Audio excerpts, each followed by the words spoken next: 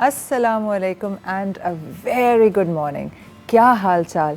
उम्मीद है कि आप लोगों का वीकेंड मेरे वीकेंड की तरह अच्छा गुजरा होगा और आज का दिन उसी तरह से होगा जैसे हर मंडे का दिन होता है।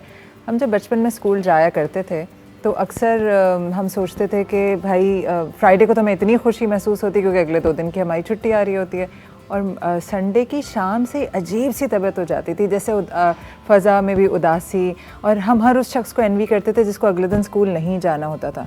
मुझे ऐसा लगता था कि ये वाली जो फीलिंग है, जो अजीब व गरीब उदासी की फीलिंग है जिसको मैं एक्सप्लेन नहीं कर पा रही, वो विद टाइम शायद कुछ बेहतर हो जाएगी, लेकिन वही फीलिंग ऑफिस जाते हुए भी होने लगी मुझे। और अब जो मेरे बच्चे स्कूल जाते हैं तो मुझे संडे इवनिंग वही फीलिंग महसूस होती है कि यार कल फिर मंडे है, फिर वही सुबह की भागम दौड़। तो अगर आप भी ऐसा महसूस कर रहे हैं तो कोई ऐसी नई बात नहीं है, कोई अनोखी बात नहीं है। फीलिंग मेरा ख्याल है ज़िंदगी भर हमारे साथ रहेगी। एक और रीज़न से भी आजकल हमारे ऊपर एक अजीब सी उदासी छाई हुई है और वो है जो 1 महीने से गज़ा में हम हालात देख रहे हैं। फ़लस्तीन के हालात तो मुझे कभी याद नहीं पड़ता कि मैंने सुना हो कि फ़लस्तीन में अमन है, लेकिन पता नहीं कब वो फ़लस्तीन से गज़ा बन गया और गज़ा के बाद जो है वो आहिस्ता आहिस्ता उसकी पट्टी सुकड़ती गई और इस वक्त 1 महीने से जो वहाँ पे इतना शदीद ह्यूमैनिटेरियन क्राइसिस आया हुआ है वो समझ से बाहर है, माइंड बॉगलिंग है। मैं बचपन से अब तक जब करबला का वाक़या सुनती थी तो मुझे ऐसा लगता था कि ये उस ज़माने की बात है और उस ज़माने में बड़ी बर्बरियत आम होगी। लोग जो हैं वो क्योंकि उस ज़माने में कोई ह्यूमैनिटेरियन वो नहीं थे, लॉज नहीं थे, वॉर क्राइम्स नहीं थे, तो मुझे ऐसा महसूस होता था कि ये उसी वक्त हो सकता था कि आपने लोगों का मुहासरा कर लिया, उन्हें चुन चुन के कत्ल किया, ना बच्चों को छोड़ा ना औरतों को छोड़ा, पानी बंद कर दिया। तो दिमाग में यही ख्याल आता था कि यार हम बड़े खुश नसीब हैं कि हम ऐसे दौर में पैदा हुए जब यूनाइटेड नेशंस का क़याम हो गया, जब वॉर क्राइम्स को वॉर क्राइम्स कहा जाने लगा, उस पर सख्त से सख्त सज़ाएँ देने लगीं। और फिर मुझे एक और खुशफहमी थी कि मैं ऐसी दुनिया में रहती हूँ जहाँ पे इंसानों के हुकूक तो बहुत दूर की बात है, छोटी बात है, जानवरों के हुकूक हैं, नबातात के हुकूक हैं। और I used to look up to the modern world कि यार देखो इनके यहाँ तो कुत्ते के भी कितने हुकूक हैं इनके यहाँ। उस दिन मैंने बल्कि शो पे बताया था कि गिनी पिग अकेला आप नहीं केज में रख सकते, आपको उसको जोड़ी में रखना है। लेकिन फिर ये गज़ा का वाक़या हुआ और 1 महीना गुजर गया। वो तमाम दुनिया जो हम कहते हैं ना आलमी लीडर्स जो कि इंसानी हुकूक के अलमबरदार बनते थे, सैडली कोई कुछ करता हुआ नज़र नहीं आ रहा। उल्टा वो इस इतने बड़े इंसानी क्राइसिस को सपोर्ट करता हुआ नज़र आ रहा है। हम सुबह शाम इस तरह के इमेजेस देखते हैं, हम ये देखते हैं कि बच्चे कट रहे हैं, मर रहे हैं, औरतें रो रही हैं, एक एक करके ख़ानदान ख़त्म होते जा रहे हैं और पूरी दुनिया खामोश तमाशाई बनी है। मैं खामोश तमाशाई क्यों कह रही हूँ? बातों से कुछ नहीं होता, बातें तो मैं और आप भी ड्राइंग रूम में बैठ के करते हैं जो कर सकते हैं। उस दिन मैं एक बड़ा अच्छा मैंने फेसबुक पे पोस्ट पढ़ी थी कि आप जो हैं जैसे जनरेटर्स, आपको पता है ना अस्पतालों के बंद हो गए, वो आलम इस्लाम जो पूरी दुनिया को पेट्रोल फराहम करता है, उनके पास इतना पेट्रोल नहीं कि अस्पतालों के जनरेटर्स को दे सकें। कल अल शिफा हॉस्पिटल की खबर थी कि तमाम बच्चे जितने भी इंक्यूबेटर्स में थे सब के सब इंतकाल कर चुके हैं। मुझे ये नहीं समझ आता कि और दुनिया को और क्या देखना है कि वो इस बर्बरियत को रोकें। लेकिन इसमें एक अच्छा पहलू भी निकला। अब आप सोचेंगे कि इतनी बर्बरियत है, इतनी तकलीफ़ है, इतना खून है और इसमें माविश कैरी का अच्छा पहलू है। आज से पहले कभी इतना ओपनली लोग फ़लस्तीनियों के लिए खड़े हुए थे? आपको पता है अमेरिका जो कि अगेंस्ट सीज़ फायर के, और अमेरिका जो कि सपोर्ट कर रहा है इसराइल को, वहाँ की 60% अवाम फ़लस्तीनियों के हक़ में आवाज़ उठा रहे हैं। पूरी दुनिया में एहतजाज हो रहा है। तो जैसे हम कहते हैं ना कि अल्लाह ताला के हर काम में हिकमत होती है, क्योंकि अल्लाह वो देख रहा है जो हम नहीं देख रहे। जैसे करबला का वाक़या हुआ तो हमें उस वक्त लगा ये बर्बरियत थी, लेकिन आज हम देखते हैं तो तब हमें बहुत सारी हिकमतें उस वक्त की समझ आती हैं। तो अल्लाह ताला को पता है जो हो रहा है अल्लाह की मर्ज़ी के बगैर नहीं हो रहा, लेकिन उससे फ़ायदा क्या हो रहा है? हर शख्स अब जान गया है कि असल में मुजरिम कौन है। इसराइली प्रोडक्ट्स का बाइकआउट मैंने कभी पहले नहीं सुना था। मैंने इतना एक्चुअल, जिसको कहते हैं ना उम्मत मुस्लिमा, कि हर शख्स उस दुख को महसूस करे, आज से पहले नहीं हुआ था। तो ये जो तब्दीली आई है, ठीक है बहुत वहशियाना तौर पे उनको कत्ल किया जा रहा है, लेकिन ये जो तब्दीली आई इस तब्दीली की वजह से आप देखिएगा आगे कितने इसके ज़बरदस्त नताइज निकलेंगे। अब हमने क्या करना है? क्या हमने सिर्फ स्क्रॉल करते जाना है के बाद एक तस्वीर और रोते रहना बैठ के और अपना सिर्फ और सिर्फ उदास रहना है? मैंने एक प्रोग्राम में कहा था ना कि ये आसाबी जंग भी होती है, कोई भी जंग आसाबी भी होती है। जब हम बहुत ज़्यादा गोरी इमेजेस देखते हैं, बहुत ज़्यादा ब्लडी इमेजेस देखते हैं तो हमारे असाब टूट जाते हैं, और फिर जब हमारी वाकई में ज़रूरत पड़ती है किसी को तो उस वक्त हम किसी काबिल नहीं होते।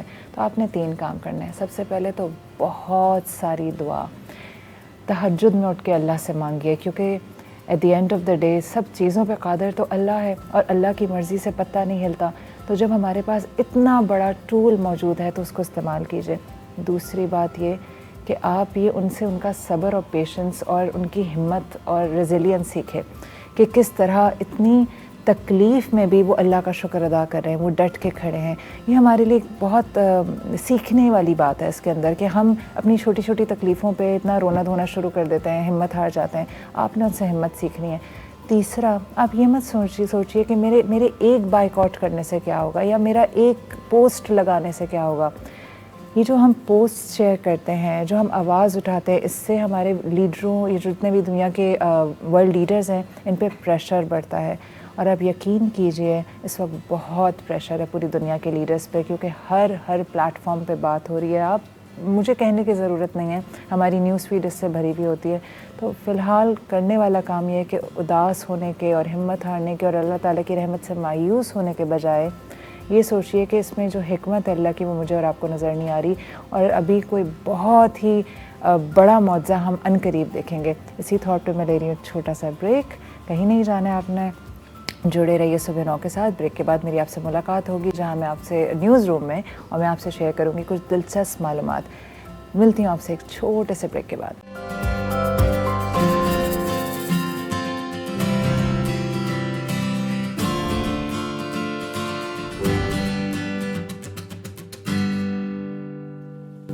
Welcome back after the break.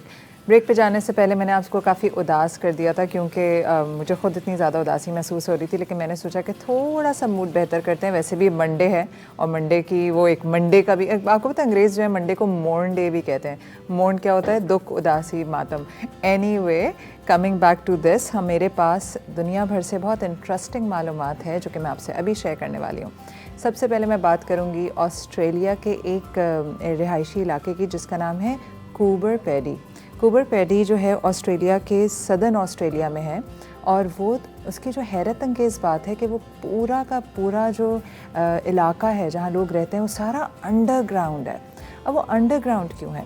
पहली बात है, वहाँ सारे वो रहते हैं, माइनर्स रहते हैं, कानकुन रहते हैं जो मुख्तलिफ़ कानों पे काम करते हैं। वहाँ पे ओपल की बहुत बड़ी कान है। ओपल वो एक पत्थर होता है जो अंगूठियाँ पहनते हैं, आई थिंक उसको दूधिया पत्थर कहा जाता है। वो लोग सब अंडरग्राउंड क्यों रहते हैं? क्योंकि वहाँ पे गर्मियों में 52 तक सेल्सियस टेम्परेचर जाता है, और इतनी शदीद गर्मी में जब वो अंडरग्राउंड घर बना कर रहते हैं तो वहाँ पे 18 डिग्री सेंटीग्रेड रहता है आमतौर पे टेम्परेचर। तो आप सोचिए उनका एसी का भी ख़र्चा बचा, उनको गर्मी भी नहीं लग रही, सनबर्न भी नहीं हो रहा है। और अभी से नहीं, तकरीबन कोई 100 साल पहले ये विलेज आबाद होने शुरू हुए, और अब नीचे पूरी कॉलोनीज़ हैं, इवन उनके होटल्स हैं, रेस्टोरेंट्स हैं। वहाँ पे बड़ा टूरिस्ट्स आते हैं। अब ज़ाहिर इतनी अनोखी सी चीज़ है कि नीचे अंडरग्राउंड घर बने हुए हैं, होटल बने हुए हैं, तो लोग आते हैं, लोग उस चीज़ को एंजॉय करते हैं। ये शुरू कहाँ से हुआ था?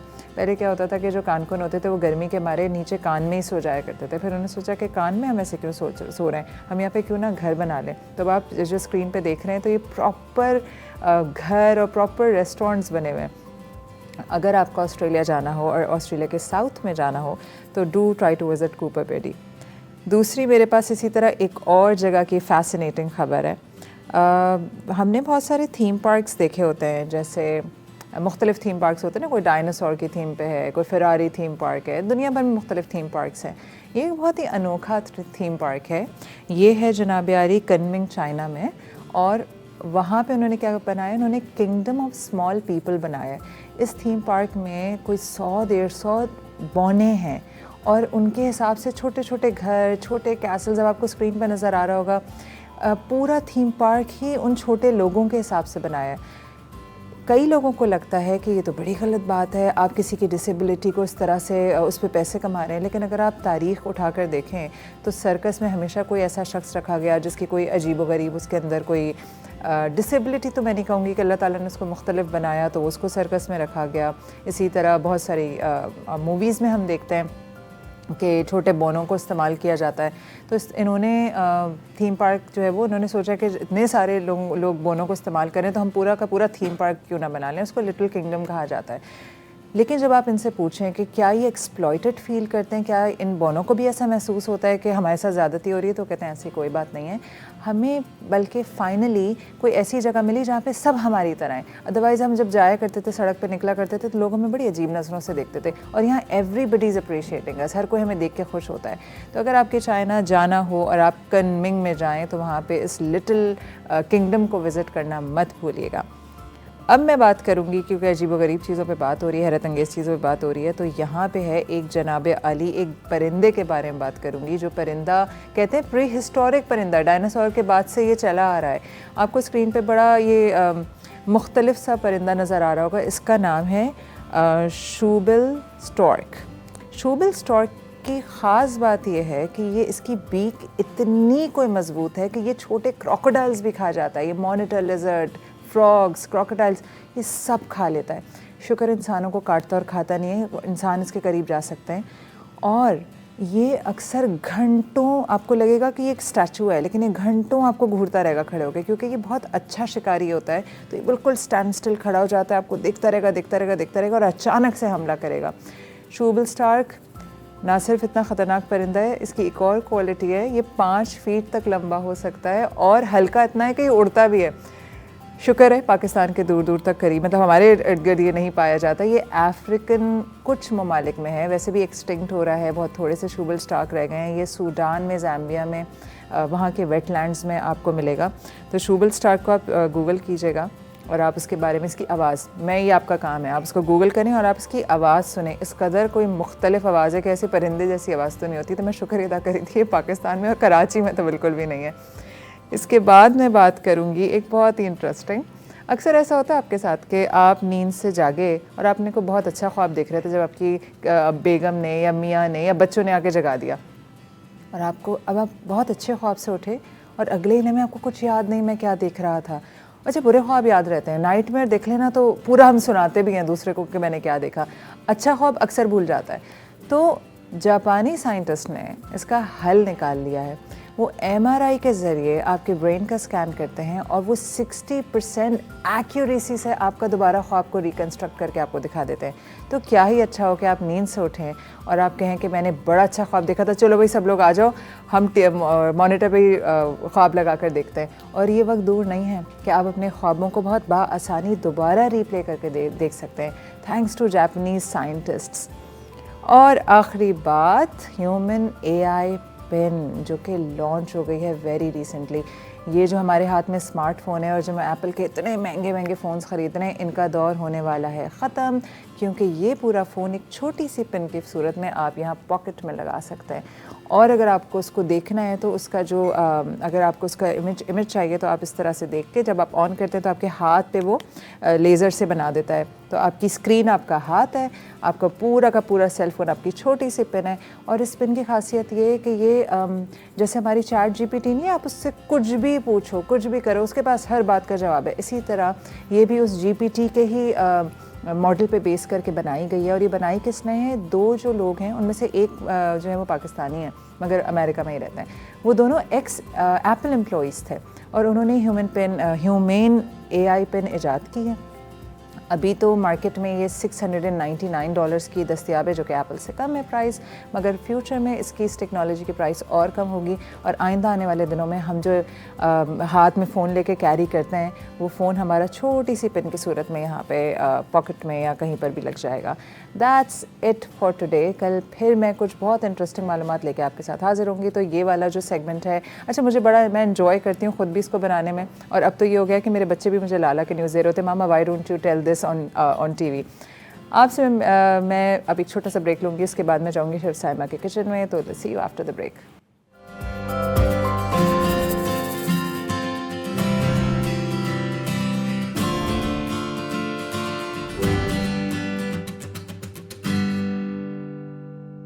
Welcome back. After the break पे जाने से पहले मैंने आपको बताया था कि मैं आपसे मिलने वाली हूँ शेफ़ साइमा के किचन में, और मैं यहाँ मौजूद हूँ।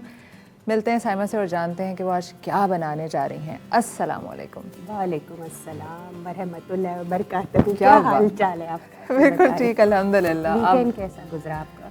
वीकेंड मेरा बहुत बिजी था और बड़ा बैक टू बैक था, और मुझे रात को जब आंख लगी तो मुझे एहसास हुआ कि यार इस वीकेंड पे मैंने आराम नहीं किया, क्योंकि वो नहीं होता कि पूरा हफ्ता भागम भागे और वीकेंड भी भागम भाग गुजर गया। वीकेंड पे यूजुअली मैं कोशिश करती हूँ कि संडे कुछ नहीं करूँ, मगर ये संडे भी बहुत बैक टू बैक रहा। तो ये था। आप बताएं क्या किया आपने? बस मेरी भी कुछ ऐसी मसरूफियत रही, क्योंकि वीकेंड्स के लिए हमने सारे काम रखे हुए होते हैं और वो वीकेंड भी आके निकल जाता है, तो थोड़ा कुछ ना कुछ चलता भी रहता है और फैमिली भी चलती है, और इसके अलावा ग्रॉसरी हो रही होती है, फैमिली से मिलना मिलाना है तो वो भी वीकेंड पे होता है। इसके अलावा वही वाली बात है कि इतने सारे काम होते हैं आपने लाइन अप किए हुए कि वो वीकेंड बहुत छोटा लग रहा होता है। बिल्कुल सही कह रहे हैं। सबको साथ लेके चलना है, फैमिली को भी। अच्छा, अगर आप वर्किंग है ना तो आपके सारे काम आपने उठा के वीकेंड पे रखे हैं, और वीकेंड आएगा तो फैमिली वेट कर रही है, उनके पास अपने प्लान्स हैं। अब आप सोच रहे हैं यार ये काम कब करूं, और इस पे ना अभी अच्छा हुआ हमने बात की। आज हम हमारे पास टॉपिक है एक और सेगमेंट में, बर्न आउट। ये जो हम थक चुके हैं और मंडे शुरू हो जाता है और फिर तो सोचते हैं यार थक, अब वो एक मेरी दोस्त कहा करती थी मेरी बस की भी बस हो गई है तो आप बर्न आउट हो रहे होते हैं। आज उस पे है हमारे पास गुफ्तगू। चलो वेरी गुड, आज इंटरेस्टिंग टॉपिक हम डिस्कस करेंगे। दो बहुत इंटरेस्टिंग टॉपिक है। क्या बन रहा है साइमा? हाँ माविश, आज हम जो है बहुत ही घरों में जो लोग रेगुलर उस पे खानों में इस्तेमाल करते हैं, तो हम बनाने जा रहे हैं कड़ी पकौड़ा की रेसिपी। इसकी काफ़ी रिक्वेस्ट भी थी हमारे पास यूट्यूब पर, तो मैंने सोचा कि आज नाजरीन को हम इसकी एक बेसिक सी रेसिपी मैं आज दूंगी।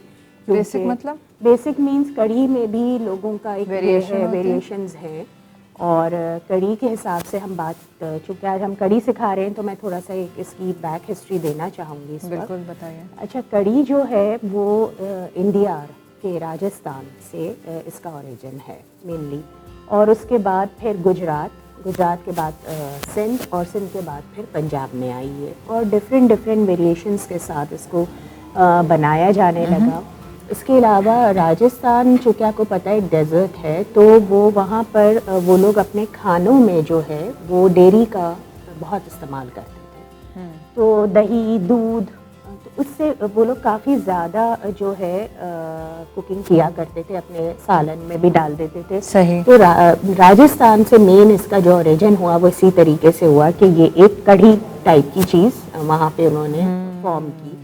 और इसके अलावा मैं ये भी बताना चाहूँगी कि जो साउथ इंडियन लैंग्वेज है हमारी तमिल, तो कड़ी उसका वर्ड है। अच्छा जी, ये उससे निकल कर आया है।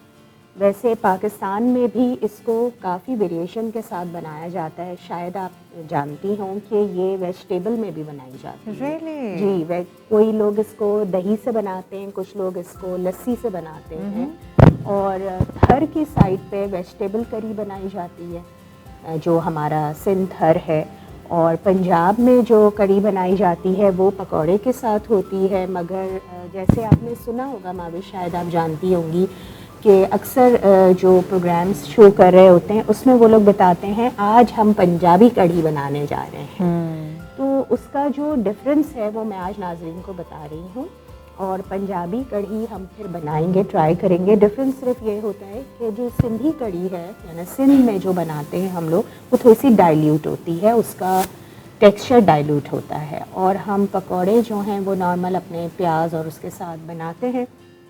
लेकिन पंजाब में पकौड़ों में पालक और आलू भी शामिल किया जाता है ज़्यादा, और वो थिक भी होती है, थोड़ा सा उसका टेक्सचर थिक होता है। समझ गए। तो जो भी आप लोग प्रेफर करें आप लोग अपने घर में बना सकते हैं। और थर में एक और मैं चीज़ जो दरियाफ्त हुई वो ये कि वो लोग अपनी कड़ी का जो क्या कहना चाहिए लिक्विड होता है उसमें वो लोग पालक भी यूज़ करते हैं। जाने से पहले कि कढ़ी को क्या कहा जाता है थर में? थर में कड़ी को जो है खटायो कहते हैं। खटायो? हाँ, खटायो इसलिए क्योंकि एक तो वो थोड़ा सा सिंधी वर्जन भी है, और क्योंकि कड़ी खट्टी होती है तो इसलिए उसको वो ये लोग इस नाम से पुकारते हैं, खटायो से। तो आप आज वैसे कभी मेहमानों को इम्प्रेस करने के लिए, कंफ्यूज करने के लिए कह सकते हैं हमारे खटायो कि हमने खटायो बनाया, आज हम रेसिपी कार्ड में खटायो ही चलाएंगे। ताकि लगे कुछ डिफरेंट है। लेकिन बाकियों को पता होना चाहिए कि ये हम कड़ी बनाने जा रहे सही। हैं। अच्छा जनाब, आज हम Ingredients। इंग्रेडिएंट्स बताते हैं। बिल्कुल ठीक है माविश। अब इसको मैंने ना 3 प्रोसेस में डिवाइड कर दिया है कड़ी के इंग्रेडिएंट्स को। सबसे पहले मैं ये करूँगी कि अपने पॉट में जो है ऑयल हम शामिल करेंगे, ठीक है। इसके बाद जब ऑयल थोड़ा गर्म हो जाए, थोड़ा ऑयल शामिल करना है इस वक्त, ठीक है। तो हमने इसमें डालना है अदरक लहसुन का पेस्ट, और ये तमाम ज़ीरा, 1 टीस्पून ज़ीरा, हाफ़ टी स्पून हम मेथी दाना डालेंगे, 1 टीस्पून हम राई डालेंगे इसमें, और साबुत लाल मिर्च भी हम इसी वक्त थोड़ी सी डाल देंगे, 2 से 3 अदद डाल के इसको हम थोड़ा सा फ्रेगनेंट कर लेंगे। ठीक है। जैसे ही एक खुशबू आने लगे तो हमने कड़ी पत्ता भी डाल देना है साथ ही।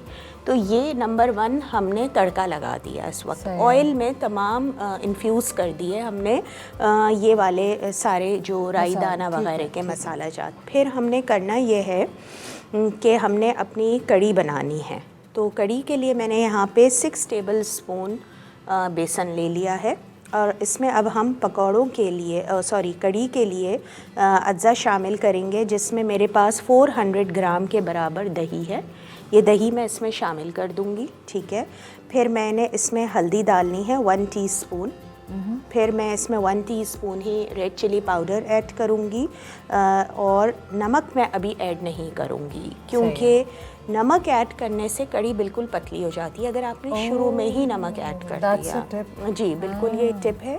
तो आप लोग प्लीज़ ट्राई करें घर में, और आपको ख़ुद अंदाज़ा हो जाएगा। अगर आप लोग पहले नमक शामिल कर देते हैं और आपकी कड़ी पतली रहती है, तो आप नमक अब आखिर में डालेंगे। भूल मत जाएगा, सामने रख लें। थिक पसंद है मुझे, बहुत पतली कड़ी हाँ पसंद मुझे है। भी थिक पसंद है, क्योंकि वो रोटी के भी साथ खाने में अच्छी लगती है, या आप सादा भी खा लें तो अच्छा लगता है। अच्छा, इसके अलावा मैं जो कड़ी का हमारा टेक्सचर रेडी हो जाएगा, इसमें हम अपना पानी शामिल करते रहेंगे, और थोड़ा थोड़ा अच्छे से पहले हम इसको यहाँ पे रेडी कर लेंगे, थोड़ा थोड़ा पानी डाल के एक मिक्सचर के फॉर्म में आ जाए। और फिर हम जो हमने सारे मसाले इसमें डाले हुए थे पहले ऑयल में, उसके साथ ही इस कड़ी को मिक्स करेंगे, और उसमें पकाएंगे आप ये? पकाऊंगी, और विस्क करते रहना है, क्योंकि लम्स ना बने, कड़ी में फ़ौरन लम्स बन जाते हैं, ठीक है। तो विस्क करते रहें, और कंटिन्यूसली आप थोड़ा थोड़ा पानी और भी शामिल करते रहें। थोड़ा इसको आपने डाइल्यूट रखना है, ठीक है। यहाँ पे मैं इस वक्त 6 कप्स के बराबर पानी शामिल करके कुक करने रखूँगी, और मुझे अगर लगेगा कि इसमें और पानी शामिल करने की ज़रूरत है तो मैं इसको और पानी भी डालती रहूँगी उसी वक्त देख के। तो ये आप लोग थोड़ा अपना घर में जो है वो अंदाज़ा लगा लें कि एकदम से अगर आपकी कड़ी गाढ़ी लग रही है डालते साथ ही फ़ौरन, तो आपने पानी इसमें शामिल करना है और विस्क करते रहना है कंटिन्यूसली। फिर आपने ये करना है कि इसको मीडियम हीट पे अराउंड 30 to 35 मिनट्स कुक करने रखना है, सही है। इसके बाद हम आ जाते हैं अपने पकौड़ों पे। तो पकौड़ों के इंग्रेडिएंट्स यहाँ पे कुछ यूँ हैं। मैंने यहाँ पे 1 कप बेसन ले लिया है, और इसके अलावा मैं इसमें लाल मिर्च ऐड करूँगी 1 टीस्पून, या जो जितना मिर्ची पसंद करता है, या लेस स्पाइसेस। मैं इसमें कसूरी मेथी का भी इस्तेमाल कर रही हूँ। इसकी बहुत अच्छी खुशबू आती है, बहुत ज़्यादा पकौड़ों में ये कॉम्प्लीमेंट करती है। तो आप लोग प्लीज़ ट्राई करें इसको कसूरी मेथी के साथ। फिर मैं इसमें कुटा हुआ मोटा मोटा धनिया भी डालूँगी, ठीक है, बहुत अच्छा फ्लेवर आएगा जी। और फिर मैंने इसमें ऐड करना है थोड़ा सा चाट का मसाला, 1 टीस्पून चाट का मसाला हम ऐड करेंगे। फिर हम अपने ये कटे हुए मसाले पे आ जाते हैं। यहाँ पे मैंने 1 प्याज लेके चॉप कर ली थी, 3 जो है वो मेरे पास यहाँ पे हरी मिर्चें हैं, वो भी चॉप कर ली थी, थोड़ा धनिया, थोड़ा पुदीना। अच्छा, पुदीना भी डाल रही हूँ? पुदीना भी मैं डाल रही हूँ। अगेन आपकी चॉइस है, जिसने जो चीज़ जिसको नहीं पसंद आप ना डालें, ये ऑप्शनल है सारी चीज़ें, ठीक है। इन सब को हम डाल के बेसन में पकौड़ों की तरह, आई थिंक सबको पकौड़े बनाने आते हैं, आप पकौड़ों की थिक कंसिस्टेंसी रखें। उसके बाद हमने इसको फ्राई करना है ऑयल में। हमारी कड़ी भी एक तरफ पक रही होगी और गरम गरम डायरेक्ट कर दें, बिल्कुल उसमें हम डाल फिर देंगे। हल्की आंच पे छोड़ेंगे। हल्की आंच पे छोड़ के बंद कर दें चाहे तो आप, क्योंकि कड़ी थोड़ी देर बाद थिक हो जाती है, वो एब्जॉर्ब कर लेता है, जो पकौड़े हैं वो एब्जॉर्ब करते हैं कड़ी को जी।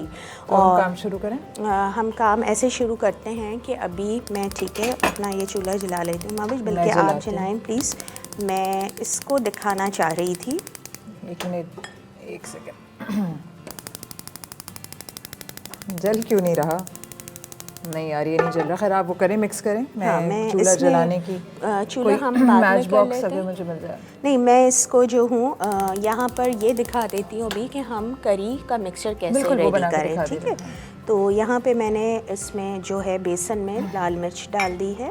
हम ये सारी चीज़ें जब डालेंगे तो, और जब ये इनकी खुशबू आने लग जाएगी तो उसके बाद हमने अदरक लहसुन भी इसमें शामिल करना है। और यहाँ मैंने रॉ अनियन एक लिया हुआ है जिसको मैंने ग्राइंड कर लिया था। एक ही रॉ अनियन लिया था, उसको मैंने पीस लिया था अच्छे से बग़ैर पानी डाले। कोशिश करें कि आप लोग पीसें, और फिर हम उसको भी शामिल करेंगे और उसको हम फिर भूनेंगे अच्छे से ताकि इसकी खुशबू। जी बिल्कुल, हम करना शुरू करते हैं।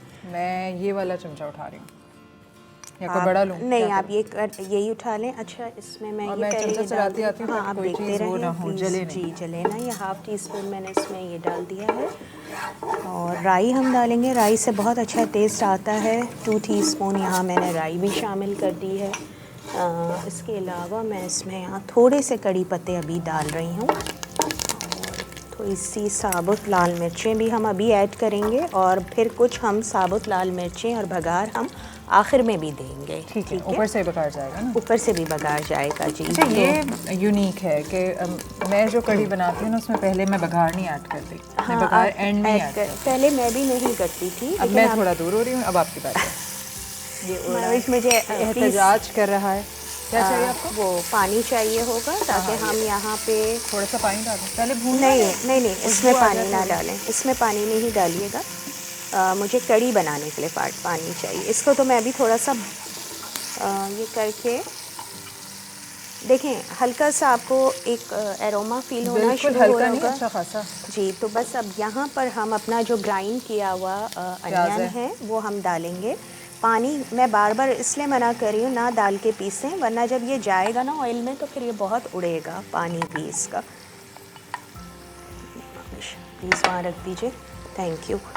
अच्छा, और अब हमने इसकी रॉनेस को ख़त्म करना है प्याज की, जो हमने ग्राइंड किया हुआ। जब तक मैं ये भूनती हूँ आप अपना वो मुझे आप प्लीज़ बढ़ा दें ये जग। आपको बढ़ा दूँ मैं? Thank you. पानी बढ़ा दीजिए। पानी? अच्छा, पानी बढ़ा दें। अच्छा माविश, इसमें मैंने जो 1 कप बेसन लिया था, उसके बाद मैंने इसमें 1 टीस्पून जो है वो लाल मिर्च का पाउडर ऐड किया, और 1 टीस्पून ही मैंने हल्दी शामिल की है। नमक मैंने अभी शामिल नहीं किया है। और अब मैं इसको थोड़ा थोड़ा पानी डालकर कोशिश करूँगी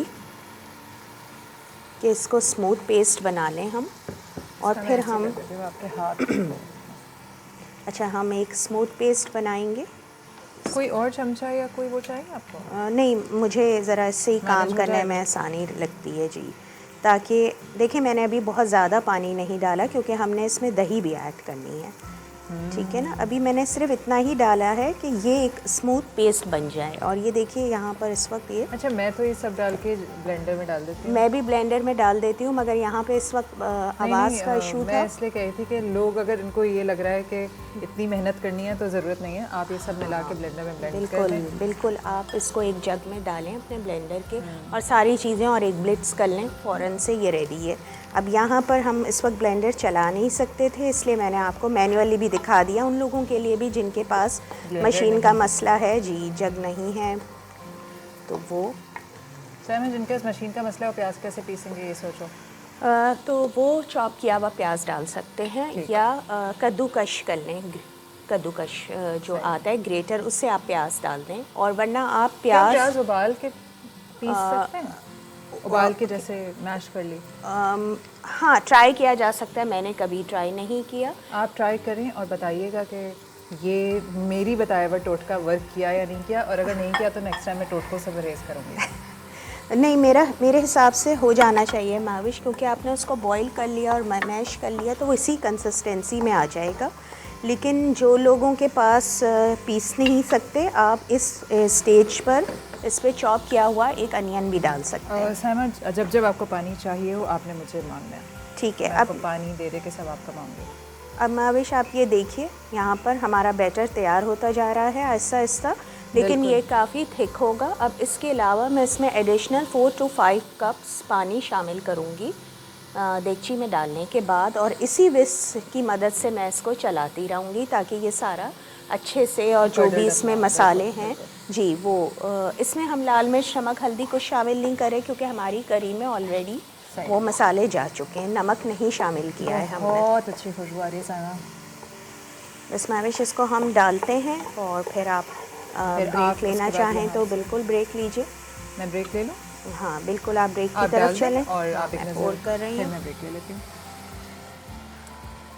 और आप थोड़ा सा पानी, जी बिल्कुल हमेशा आप प्लीज़ पानी डालती जाइए, डालिए और थोड़ा सा डालिए। इसमें भी थोड़ा सा डाल दीजिए तो फिर, थैंक यू, इसमें भी डाल दीजिए तो फिर हम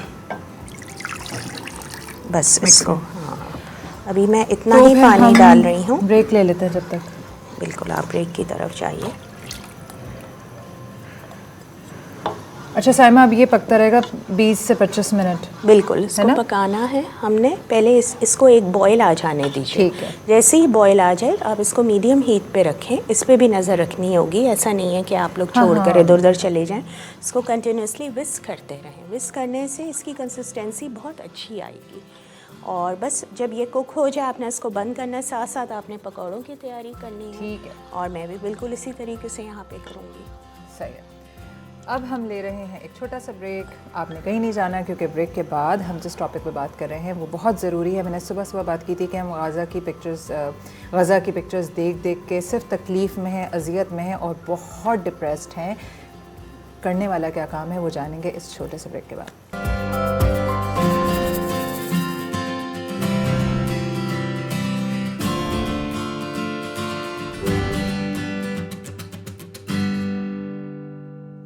welcome back after the break. अब मेरे साथ मौजूद हैं साइकोलॉजिस्ट डॉक्टर सना, लेकिन मैंने उनको बुलाया क्यों है पहले उस पर मैं बात करूं। मैंने इस प्रोग्राम के शुरू में आपसे कहा था कि तकरीबन 1 महीना हो गया है, बल्कि महीने से ऊपर हो गया, और हम सुबह शाम इस कदर तकलीफ़देह पिक्चर्स और वीडियोस देख रहे हैं जो कि शायद एक इंसानी जहन के लिए एक्सेप्ट करना या उसको प्रोसेस करना बिल्कुल आसान नहीं है। और पता है एक और प्रॉब्लम हुई है कि हम ना सिर्फ बहुत तकलीफ़देह वीडियोस देख रहे हैं, हम अपने बच्चों को भी दिखा रहे हैं, हमारे बच्चे भी देख रहे हैं, क्योंकि सोशल मीडिया का जो इन्फ्लक्स है या इस तरह की इन्फॉर्मेशन की बम्बार्डमेंट है उससे कोई भी महफूज नहीं है। इससे 2 नुकसान आते हैं। एक ये कि आपका करंट मूड बहुत ख़राब हो जाता है।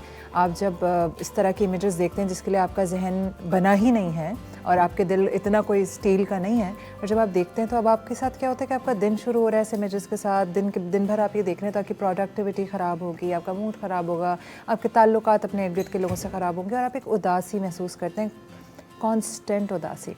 दूसरा नुकसान, जब इस तरह का ट्रॉमा होता है तो इसके बड़े दूर रस असरात होते हैं। आज जो हमने देख लिया हम कभी भी भुला नहीं सकते और it will stay with us for ever. इस सब का जो है कोई ना कोई तरीका होगा कि हम इससे हील कर जाएं, और इसी लिए इस इतने अहम तरीन टॉपिक पे बात करने के लिए मैंने इनवाइट किया है डॉक्टर सना हुसैन को। अस्सलाम वालेकुम। वालेकुम अस्सलाम। कैसी हैं माविश? बिल्कुल ठीक। डॉक्टर सना, आप एक साइकोलॉजिस्ट हैं और आप भी ये सारे वीडियोस और वो देख रही हैं, और आपको तो यकीनन अंदाज़ा होगा कि जो हम देख रहे हैं ये कितना इम्पैक्ट करता है हमारी मेंटल हेल्थ को, हमारे जहन को, और अगर हमारा जहनी सेहत ख़राब होती है तो जिस्मानी ख़राब होती है। तो मुझे बताएं, how does it impact? Okay, आपने आज का टॉपिक बहुत अच्छा चूज़ किया और यहाँ पर ये बात अहम है बहुत ज़्यादा कि हम क्या करते हैं कि हम कहते हैं कि जो प्राइमरी विक्टिम्स होते हैं या जिनके साथ ट्रॉमा होता है सिर्फ वही अफेक्टेड होते हैं। यहाँ पर अभी हम जो बात कर रहे हैं वो इस हवाले से बात कर रहे हैं सेकेंड हैंड ट्रॉमा भी जो है वो बहुत ही ज़्यादा अफेक्ट करता है। सेकेंड हैंड ट्रॉमा होता क्या है कि जहाँ पर हम जैसे हम बात कर रहे हैं कि ग्राफिकल इमेजेस, पिक्चर्स, वीडियोज़ देखते हैं, उसकी वजह से उनको बार बार देख के हम भी उस ट्रॉमेटिक इवेंट का जो है वो शिकार हो जाते हैं। बैड फील करते हैं, अपसेट हो जाते हैं, डिप्रेस हो जाते हैं, सैड हो जाते हैं। अब इसका इम्पैक्ट क्या होता है हमारे जहन के ऊपर? पहले तो हम बात करते हैं कि हमारे ब्रेन के ऊपर इसका कैसे इम्पैक्ट पड़ रहा होता है।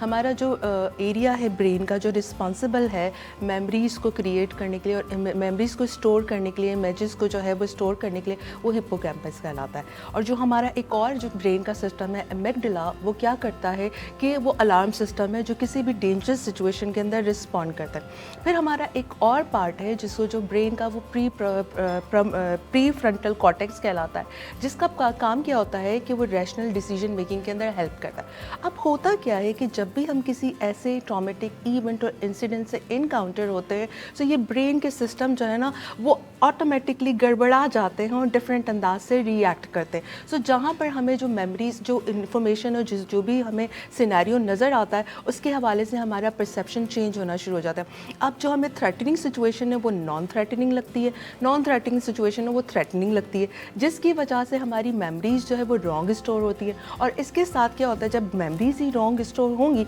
तो भी हमारे डिसीजन भी जो है वो रैशनल तो नहीं होंगे, इरैशनल होंगे, जिसकी वजह से हम बार बार जो है ऐसे बिहेवियर्स के अंदर इंडल्ज होते हैं जो हमारे लिए बहुत थ्रेटनिंग होते हैं, जिसकी वजह से हम फर्दर वल्नरेबल बन जाते हैं। तो ये जो बार बार हम पिक्टोरियल इमेजेस भी देखते हैं वो क्यों देख रहे होते हैं कि हमें नहीं समझ आ रहा होता कि हम क्यों देख रहे हैं, उसकी क्या वजह है। क्या सिर्फ हमारा पर्पस सिर्फ इन्फॉर्मेशन सीख करना है, या सिर्फ हम उनके साथ एम्पैथाइज़ करें, या एम्पैथाइज़ करने में इतना ज़्यादा हम करें कि हम अपने आप को नहीं देख रहे हैं कि हम कितने वल्नरेबल हैं या हमें कितना नुकसान होगा। सो ये तमाम चीज़ें अहम है और इस तरह से हमारा ब्रेन रिएक्ट कर रहा होता है।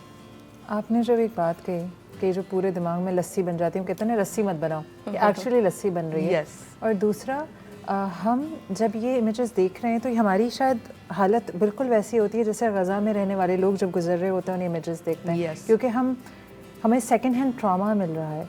मुझे ये बताएं कि अब जैसे आपने बताया कि दिमाग बिल्कुल कंफ्यूज हो जाता है और वो अजीब तरह से रिएक्ट करता है, कौन सी एज है जिसमें इंसान ज़्यादा ससेप्टेबल होता है या ज़्यादा वल्नरेबल होता है? क्या कोई छोटी एज में होता है या तमाम एजेस? देखिए, इसका ताल्लुक हमारे जो ना ये वेरी करता है person to person, age to age और जेंडर टू जेंडर, ठीक है। इसके अंदर बहुत सारे फैक्टर्स जो है वो अहम रोल प्ले करते हैं। एक तो ये कि देखिए बच्चे तो उसके हवाले से जो वल्नरेबल होते ही होते हैं, लेकिन अगर जो लोग पहले से ही किसी ट्रॉमेटिक इंसिडेंट का इवेंट का शिकार है उनके ऊपर ज़्यादा उसका असर होगा, ठीक है। जो इस तरह के इमेजेस को नहीं देख पाते उनके ऊपर ज़्यादा असर होगा, जिनके साथ पहले ही इस तरह का कोई हादसा हुआ है उनके ऊपर ज़्यादा असर होगा। और ख़ासकर वो लोग जो सेकेंड हैंड ट्रॉमा के लोगों के साथ डील कर रहे होते हैं, जिसमें डॉक्टर्स हैं, मेडिकल प्रोफेशनल्स हैं, हम साइकोलॉजिस्ट हैं, सोशल वर्कर हैं और जर्नलिस्ट हैं, ठीक है, जो बार बार इस तरह की स्टोरीज़ को देखते रहते हैं, सुनते रहते हैं। लोगों के साथ उनको डील करना पड़ता है, उनके पास और कोई रास्ता ही नहीं है, कोई बचाव ही नहीं है, क्योंकि बार बार उनकी कहानियाँ सुनना है, उसको लोगों को दिखाना है, बताना है। तो ये तमाम चीज़ें उनको ज़्यादा अफेक्ट करती हैं। लेकिन उसके ऊपर उनके असरात क्या होते हैं कि जब अफेक्ट होती हैं उनकी स्लीप डिस्टर्बेंस होना शुरू हो जाती हैं, उनके साथ बार बार जो है साइकोलॉजिकल डिस्ट्रेस उनका जो है वो बहुत ज़्यादा बढ़ जाता है। इसके अलावा उनको उस इवेंट और इमेजेस के जो है वो फ्लैशबैक्स आना शुरू हो जाते हैं, बहुत ही ज़्यादा वो आइसोलेटेड होना शुरू हो जाते हैं, लोगों के साथ इंटरेक्ट नहीं करते, इरिटेबिलिटी बहुत ज़्यादा होना शुरू हो जाती है, चिड़चिड़ापन आपको बहुत ज़्यादा नज़र आएगा कि वो चीज़ें बार बार एक ही चीज़ को देखने की वजह से। फर्दर जो सबसे ज़्यादा नुकसान होता है वो होता है डिसेंसिटाइजेशन। हमें किसी का दुख फिर दुख ही नहीं लगता, राइट। ऐसा होता है एट टाइम्स, आप देखिए कि हम टीवी पे या डिफरेंट जगहों पे वो इमेजेस देख रहे होते हैं और आराम से खाना भी खा रहे होते हैं, ठीक है, पिज़्ज़ा पार्टीज इंजॉय हो रही होती है, तमाम चीज़, इसलिए कि हम डिसेंसिटाइज हो जाते हैं बार बार देख के और हमें वो दुख लगता ही नहीं है। सो ये एपैथी जो है वो बिल्ड हो जाती है। आपने जो ये बात कही ना, जिस तरह कहते हैं एक जोक पे बार बार हंसी नहीं आती, इसी तरह एक इमेज पे उस तरह से हर बार तकलीफ नहीं होती। शुरू में आपको बहुत शौक लगेगा, आप शायद रोएंगे भी देख के, अगली बार दुख में आएंगे, तीसरी बार वो आपके लिए just a number of death हो जाएगा। तो मुझे बताएं, बल्कि मैं आपको बड़ी इस पर इंटरेस्टिंग बात बताऊं। कुछ दिन पहले मैंने एक स्टोरी कवर की थी कि वियतनाम में एक शख्स है जो कि उसने वियतनाम वॉर देखी थी और उसका ट्रॉमा उसके ब्रेन पे इस तरह असरअंदाज हुआ कि पिछले 61 ईयर्स से वो सोया नहीं है, उसको क्रॉनिक इंसोम्निया हो गया कि वो सोता ही नहीं, उसका दिमाग डिस्टॉर्ट हो गया। तो ये सिर्फ जो हम इमेजेस देख रहे हैं तो इसका इम्पैक्ट बहुत ख़तरनाक भी हो सकता है। यस। तो अब मुझे बताएं डॉक्टर सना कि हम तो देख रहे हैं और सुबह शाम देख रहे हैं, हमारे बच्चे भी देख रहे हैं और सब ट्रॉमेटाइज्ड हैं। बिल्कुल। और इस वक्त ऐसी फीलिंग आ रही है, बेबसी, मायूसी, तकलीफ, असाबी तौर पे हम सब टूट गए। बिल्कुल। Is there any way out? कोई हीलिंग का तरीका है? देखें, सबसे पहले तो हमें क्या करें, ये बहुत ही इंपॉर्टेंट पार्ट है माविश, ये सवाल आपने बहुत अच्छा किया है। तो लोग जो है यहाँ पर जो है ना अपने जो अपनी वॉचिंग हैबिट्स और व्यूइंग उस पर कंट्रोल कर सकेंगे और उसको अच्छी तरीके से जो है ना वो बैलेंस कर सकेंगे। जब भी आप सोशल मीडिया देख रहे हैं या इस तरह के इमेजेस देख रहे हैं तो सबसे पहले आपको अपने आप से ये सवाल पूछना है कि आप ये क्यों देख रहे हैं, ठीक है। इस नॉलेज या इस इन्फॉर्मेशन को सीख करने का आपका क्या पर्पज़ है। जब तक हमें पर्पज़ नहीं पता होगा कि हम क्यों देखना चाह रहे हैं, तब तक हम उन चीज़ों के अंदर, बिहेवियर के अंदर इंडल्ज होना शुरू हो जाते हैं। फिर हमें पता होना चाहिए कौन से हमारे ट्रिगर पॉइंट्स है। अगर इस तरह के इमेजेस को देखना आपको ट्रिगर करता है तो आपको अवॉइड करना पड़ेगा।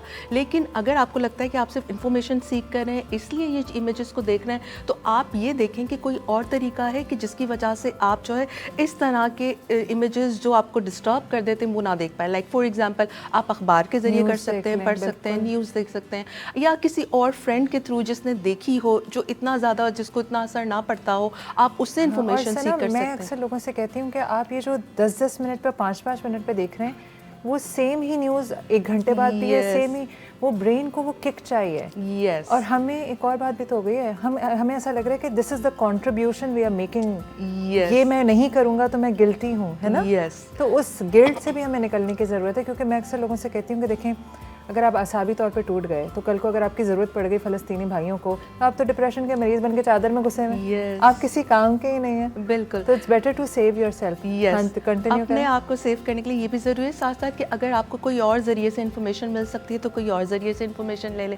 देन आप जब भी वीडियो देख रहे हैं कुछ और इस तरह से, तो थंबनेल से पता लग ही जाता है कि इस वीडियो में क्या है। ट्रिगर वार्निंग लिखा ठीक है, हाँ, ट्रिगर वार्निंग होती है। सो अगर आपको पता है कि आप जो है वल्नरेबल है तो आप ऑब्वियसली उसको अवॉइड करें। नहीं पता है वल्नरेबल नहीं, आप वैसे भी ना देखें, ना भी उस पर चीज़ पे करें। एंड देन अगर आपको देखना ही है तो आप उसके वॉल्यूम को जो है वो टर्न डाउन कर दें, बंद कर दें। तो उससे क्या होगा, एट टाइम्स हमारी जो है इकोइक मेमोरी जो है ना वो ज़्यादा देर तक थोड़ा स्टोर होती है, ठीक है। सो अगर हमने जो है ना आवाज़ सुनी होती है, आपने देखा जो बच्चों के रोने की आवाज़ है, चीखने की है, चिल्लाने की है, वो और ज़्यादा ट्रिगर करती है और हमारे अंदर इस तरह के रिएक्शन को, इमोशंस को पैदा करती है, ठीक है। सो आपने अगर देखना ही, अगर देख वो हो ही जाता है कि आपसे, तो आप इसके वॉल्यूम को जो है वो टर्न डाउन कर दें। देन इसके अलावा एक और आप काम ये कर सकते हैं कि आप अपनी वीडियो को जो है वो मिनिमाइज़ कर सकते हैं। एट टाइम्स बड़े बड़े इमेजेस होते हैं, उससे भी आपका तो वो छोटा सा वो कर दे, मिनिमाइज़ करके भी अगर आपको देखना ही है, ठीक है, या डिस्क्रिप्शन पढ़ लिया, इस तरीके से कर लिया। तो जो इतना बड़ा इमेज होता है वो ज़रा मिनिमाइज़ हो जाएगा, तो उसका असर भी जो है वो कम से कम होना शुरू होगा।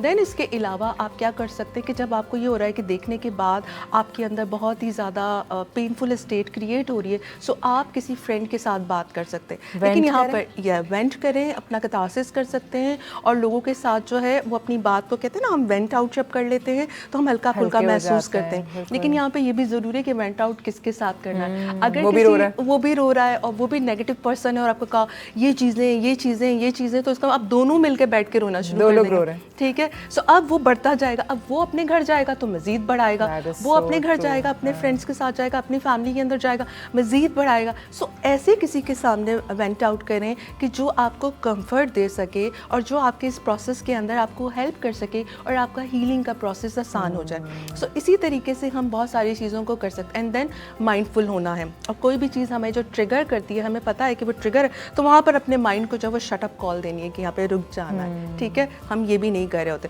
थोड़ा सा रिलैक्स होना है। और अगर आपको किसी वीडियो को खोलना ही पड़ा, ओपन करना ही पड़ा, या इत्तेफाक से हो गई, टेक डीप ब्रेथ एंड उसके बाद सोचें कि मुझे उसको ओपन करना है या नहीं करना है, या फ़ौरन से आप उसको।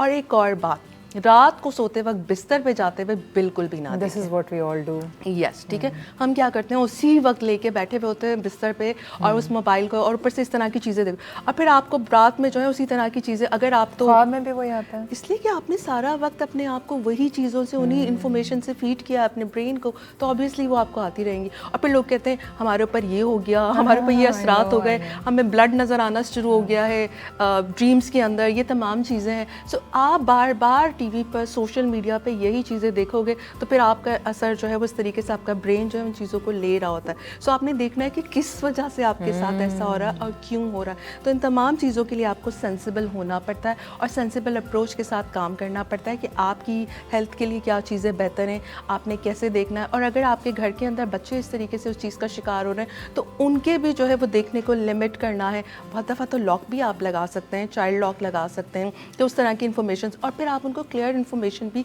प्रोवाइड कर सकते हैं कि इस तरह से क्यों है।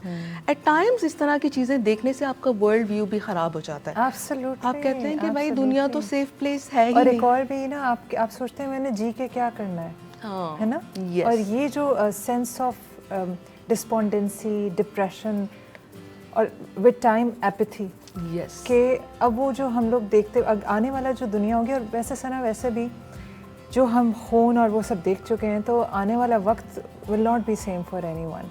जिस हद तक हम देख लिया हमने, उससे पहले भी होता था। अच्छा, जो आपने एक बात कही ना कि आवाज़ कम कर ले, मैं आपसे 100% एग्री करूँगी। जब मैं कोई हॉरर मूवी देख रही होती हूँ और वो जब एक हल्की सी म्यूज़िक बजाते हैं ना कि अब कुछ होने वाला है, I always turn off the volume क्योंकि पहले सीन गुजर जाए। और ये है यस। और इसी पर एक पिछले दिनों मैंने एक वीडियो देखा, उसमें एक वो थे डॉक्टर थे अलशिफा हॉस्पिटल के, और वो बैठे हुए थे तो मुझे लगा को बात कर रहे हैं, और वो चीख चीख के वर्ल्ड लीडर्स को पुकार रहे थे, और वो अंग्रेज़ था कोई। उनके बैकग्राउंड में सना 5 दिन पहले मैंने वीडियो देखा है, लोग चीख रहे, चिल्ला रहे, औरतें रो रही क्योंकि पीछे गोलियां चल रही थी, लोग मर रहे थे और चीख रहे थे। I can still here those screams in my years. मैं 5 दिन पहले वो वीडियो देखा, आई समटाइम्स रिग्रेट, वो मेरे दिमाग से निकल ही नहीं रही वो चीखा, वो जितना लोगों की चीखों पुकार थी। अब शायद उन्होंने हटा दिया लिंक्डइन पे से वो वीडियो। तो आपकी बात 101% सही है कि जब हम आवाज़ बंद कर देते हैं तो कान में किसी की चीख की आवाज़ ही हमें कितने दिन तक ट्रॉमेटाइज रखती है। हम उसको साइकोलॉजिस्ट से मैंने पहले बात की थी, इकोइक मेमोरी, ठीक है, तो उसका इम्पैक्ट हमारे उस पर अच्छा, जो है ना इकोइक ज़्यादा। मेमोरी ये होती है कि मैंने कुछ सुना और वो मेरे साथ रह गया। आवाज़ इको साउंड, ठीक है ना। और आइकॉनिक आपके विजुअल इमेजेस के थ्रू आपने जो चीज़ पे देखी है, ठीक है। और फिर जो आप देख लेते हैं कभी भी उसको अनसी नहीं कर सकते, जो सुन लिया उसको रिमूव नहीं कर सकते, देख लिया तो खुदारा। थैंक यू सो मच सना, इतनी अच्छी इन्फॉर्मेशन का आप हमारे साथ ही रहेंगी, क्योंकि ये जो अब हम जो टॉपिक पे बात करेंगे वो इसी तरह का टॉपिक है कि अब हम सुन सुन के और देख देख के इस कदर थक चुके हैं। तो एक साथ में डिस्ट्रेस तो है, बर्नआउट भी है, जो कि बर्नआउट वैसे तो कॉर्पोरेट सेक्टर में या काम करने या किसी भी फील्ड में काम करने से होता है, लेकिन कुछ बर्नआउट हमें ये इस डिप्रेशन और इस कॉन्स्टेंट क्या कहते हैं इमेजेस देखने से भी हो रहा है। मैं एक ब्रेक ले रही हूँ, लेकिन ब्रेक से पहले आप लोगों को मुझे सिर्फ ये रिमाइंड कराना है कि प्लीज़ अपनी आसाबी सेहत का भी ख्याल करें। बहुत सारे लोगों का दिल चाह रहा है इस वक्त कि वो उठ के जो है वो गज़ा पहुँच जाएँ, लोगों की मदद करें, लेकिन आप अपने गिरबान में जाके और अपने आप से पूछें क्या मैं इस वक्त इस हालत में, मेरी ऐसी हालत बची है कि मैं उठ के जाऊँ और किसी की मदद करूँ। क्योंकि मैं तो 1 महीने से इमेजेस लगातार देख रहा हूँ और इस कदर डिप्रेस्ड हूँ कि मैं कुछ करने वाला नहीं हूँ। तो हम एक छोटा सा ब्रेक ले रहे हैं, इसी टॉपिक पे हम थोड़ी सी और बात करेंगे, लेकिन उसके बाद हमारे साथ एक और मेहमान मौजूद हैं। तो मिलते हैं आपसे एक छोटे से ब्रेक के बाद।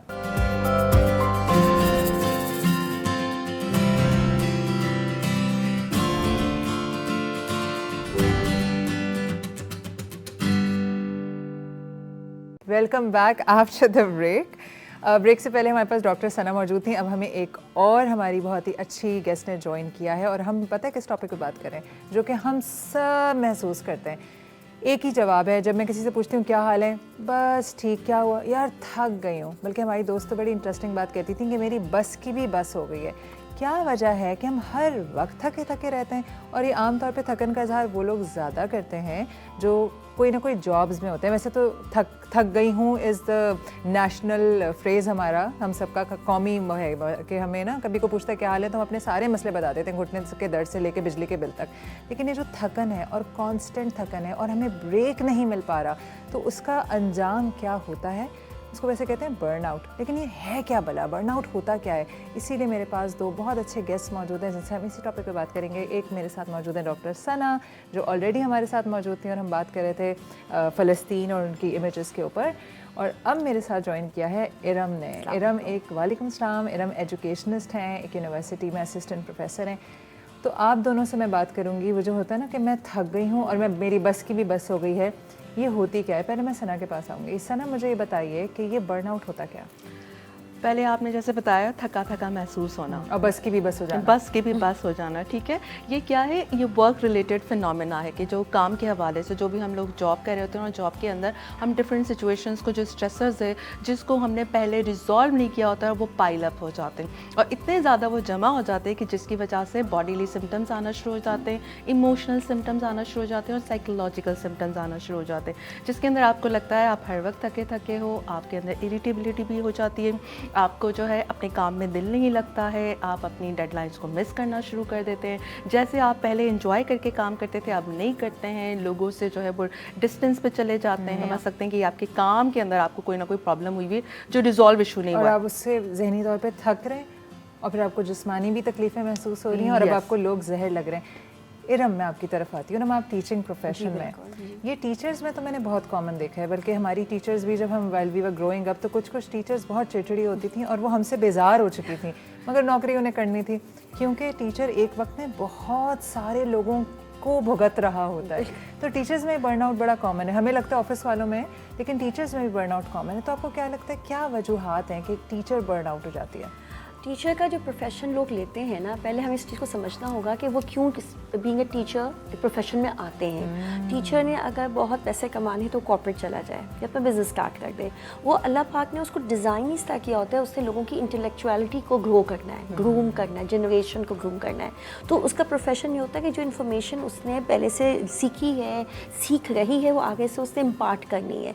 तो अगर आप उस फैकल्टी को या टीचर को आप टीचिंग के अलावा एक्स्ट्रा काम दे देंगे तो बर्नआउट इफेक्ट तो आएगा।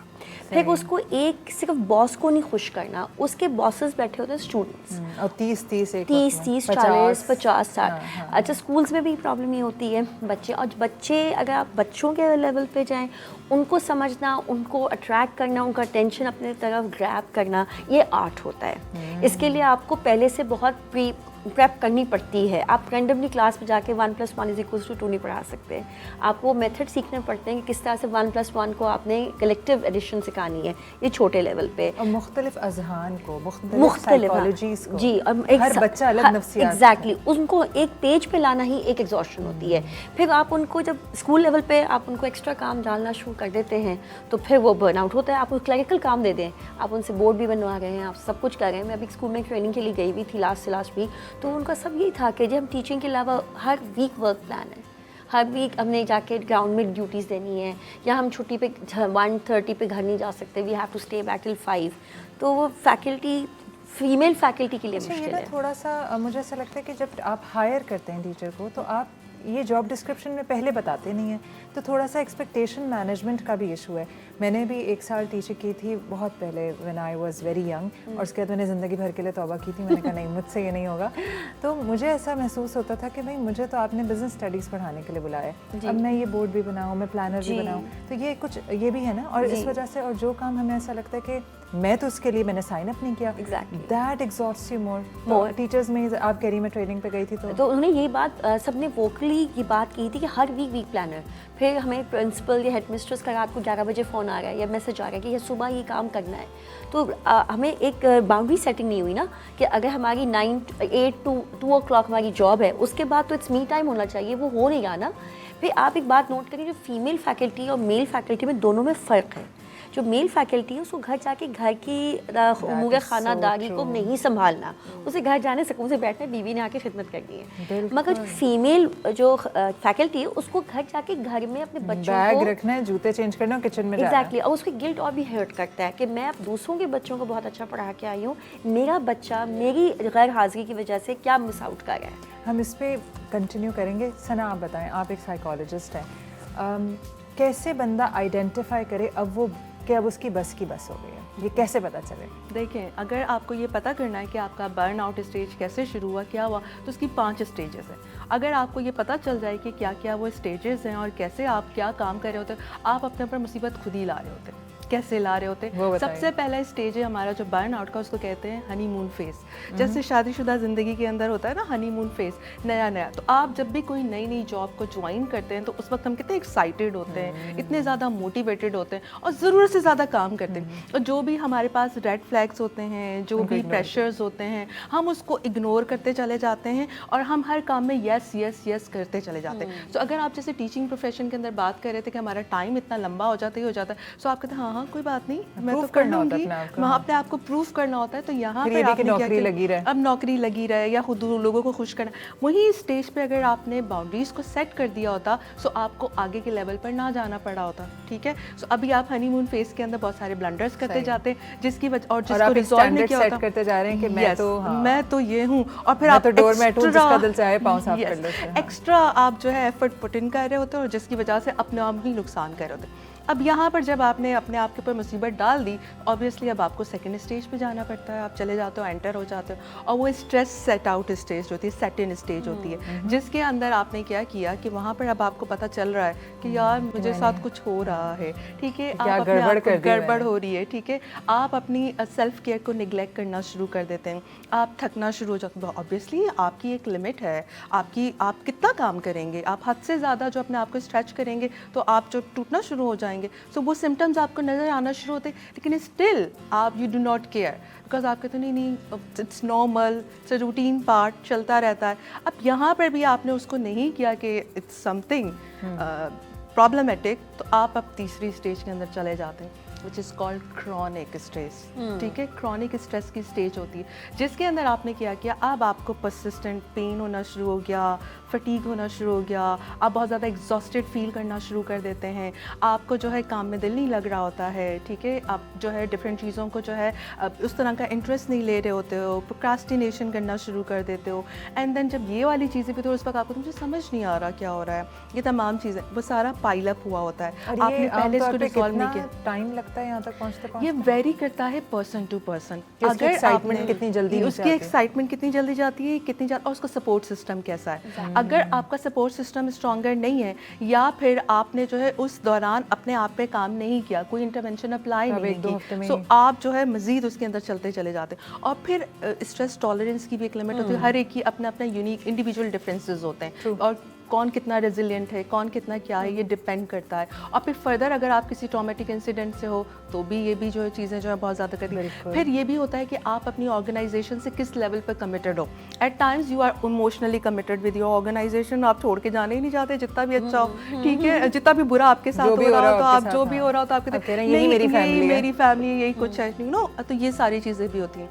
अच्छा, फिर हम बात करते हैं चौथी स्टेज की तरफ। ठीक है, तो जब क्रॉनिक स्ट्रेस से हनीमून हो गया, हनीमून के बाद आपका स्ट्रेस सेट इन हो गया, फिर आप क्रॉनिक हो गया, एंड देन अब आती है बर्नआउट की स्टेज। अब आएंगे आप बर्नआउट। ठीक है, अब आप यहाँ पर बर्नआउट की स्टेज पे अब आपने अपना जितना ज़्यादा गुस्सा होता है, आप एग्रेसिव होते हैं, चिड़चिड़ापन जितना ज़्यादा, वो हद से ज़्यादा उस पर पीक पे चला जाता है। ठीक है, अब आप उस चीज़ की जो है सिक लीव लेना शुरू कर देते हैं, राइट, वर्क प्लेस से अब आप बेजार होना शुरू हो रहे हैं और लोगों को पता चल रहा है, बिल्कुल नजर आ रहा है, तमाम लोग आपको जहर लग रहे हैं जिनको पहले आपको फैमिली लगते थे, आप उनके ऊपर चिड़चिड़े होकर जो है अब्यूजिव हो जाते हैं, उनसे मिलना नहीं, बातचीत बंद कर देते हैं। आप कोई भी काम की बात होती है तो आपको लगता है ये क्या मुसीबत है, मुझे क्यों बोल रहे हैं। और ये भी होता है बहुत दफा कि कोई नया आइडिया दे रहा होता है ना, मैं बैठ के कह रहे होते हैं बच्चों पढ़ जाओ, अब हमें सबको ये काम करना पड़ेगा, है ना। बिल्कुल ठीक है। एंड देन उसके बाद अगर ये वाली स्टेज भी नहीं होता तो फिर उसके बाद आपकी फर्दर आती है habitual burnout stage, which is fifth stage. I think हम सब हैबिचुअली बर्नड आउट हैं। ठीक है, वो क्या होती है? अच्छा, यहाँ पर फिर क्या होता है कि जब ये वाला स्टेज भी नहीं हुआ तो तब आपकी यहाँ पर नौकरी भी खतरे में पड़ जाती है ना, क्योंकि आपका जो जैसा चिड़चिड़ आदमी नहीं चाहिए, किसी को आप जैसा चिड़चिड़ा आदमी नहीं चाहिए, क्योंकि अब आपका ज़िंदगी के न सिर्फ वर्क प्लेस से रिलेटेड, आपका ज़िंदगी के हर मामलात के अंदर आपको यही लगता है, आप बेजारियत शो करते रहते हैं, आपका किसी काम में दिल नहीं लगता, ना आपके रिलेशनशिप सही से आपसे संभल रहे होते हैं, ना आपको लोगों के साथ सही तरीके से बात कर रहे होते हैं, ना अपना काम कर रहे होते हैं, आपको तो कुछ भी नहीं करना। ऑफिस में बॉस नाराज, घर में बेगम, ठीक है, हर जगह पे, और दोस्त भी नाराज, और दोस्त तो रहते ही नहीं है, फिर आपके सोशल कनेक्शन ही ख़त्म हो जाते हैं। सो ये 5 स्टेजेस हैं कि अगर तो यहाँ पे कितना ज़रूरी है कि हम हनीमून स्टेज के ऊपर ही आइडेंटिफाई कर लें, हद से ज़्यादा जो है वो बाउंड्रीज़ को जो है वो क्रॉस ना करें। बाउंड्रीज को सेट कर लें। सो अगर हमने वहीं सेट कर लिया तो ना हम अपने हद से ज़्यादा अपने आप को प्रूव करने में लग जाते हैं। नहीं, मुझे तो बताना है अपने आप को कि मैं कितना अच्छा काम कर सकता हूँ, अभी तो नई नई नौकरी है तो मुझे प्रूव करना है अपने आप को, आई एम द बेस्ट। वो आई एम द बेस्ट ना आपके लिए फिर जो है ना मसला बनता क्योंकि है। हम बहुत अच्छा बनना चाहते हैं ना। Yes. इस पे मैं सोच रही थी एक छोटा सा ब्रेक लेते हैं, क्योंकि और भी बहुत सारी मज़ेदार बातें हैं मेरे पास।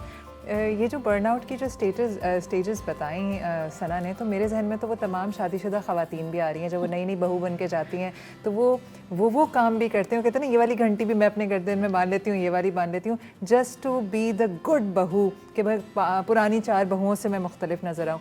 और आहिस्ता आहिस्ता जैसे जैसे एज प्रोग्रेस करती है, आप पुराने होने लगते हैं, आप वही बहू होती है जो शुरू में इतनी खुश अखलाक, बाद में वो चिड़चिड़ी बदमिजाज, और एक पॉइंट आता है भाई हमने बहुत कर लिया, अब हमारे घर कोई ना आए। तो ये जो आपका हनीमून पीरियड है, चाहे वो आपका हनीमून फेज़ है, चाहे वो आपका ऑफिस में हो, चाहे घर में हो, चाहे दोस्तों कहीं पर भी हो, उसी वक्त जानिए कि बाउंड्री सेट कर लें, और कैसे सेट करेंगे हम ब्रेक के बाद उससे बात करेंगे। मिलते हैं छोटे से ब्रेक के बाद।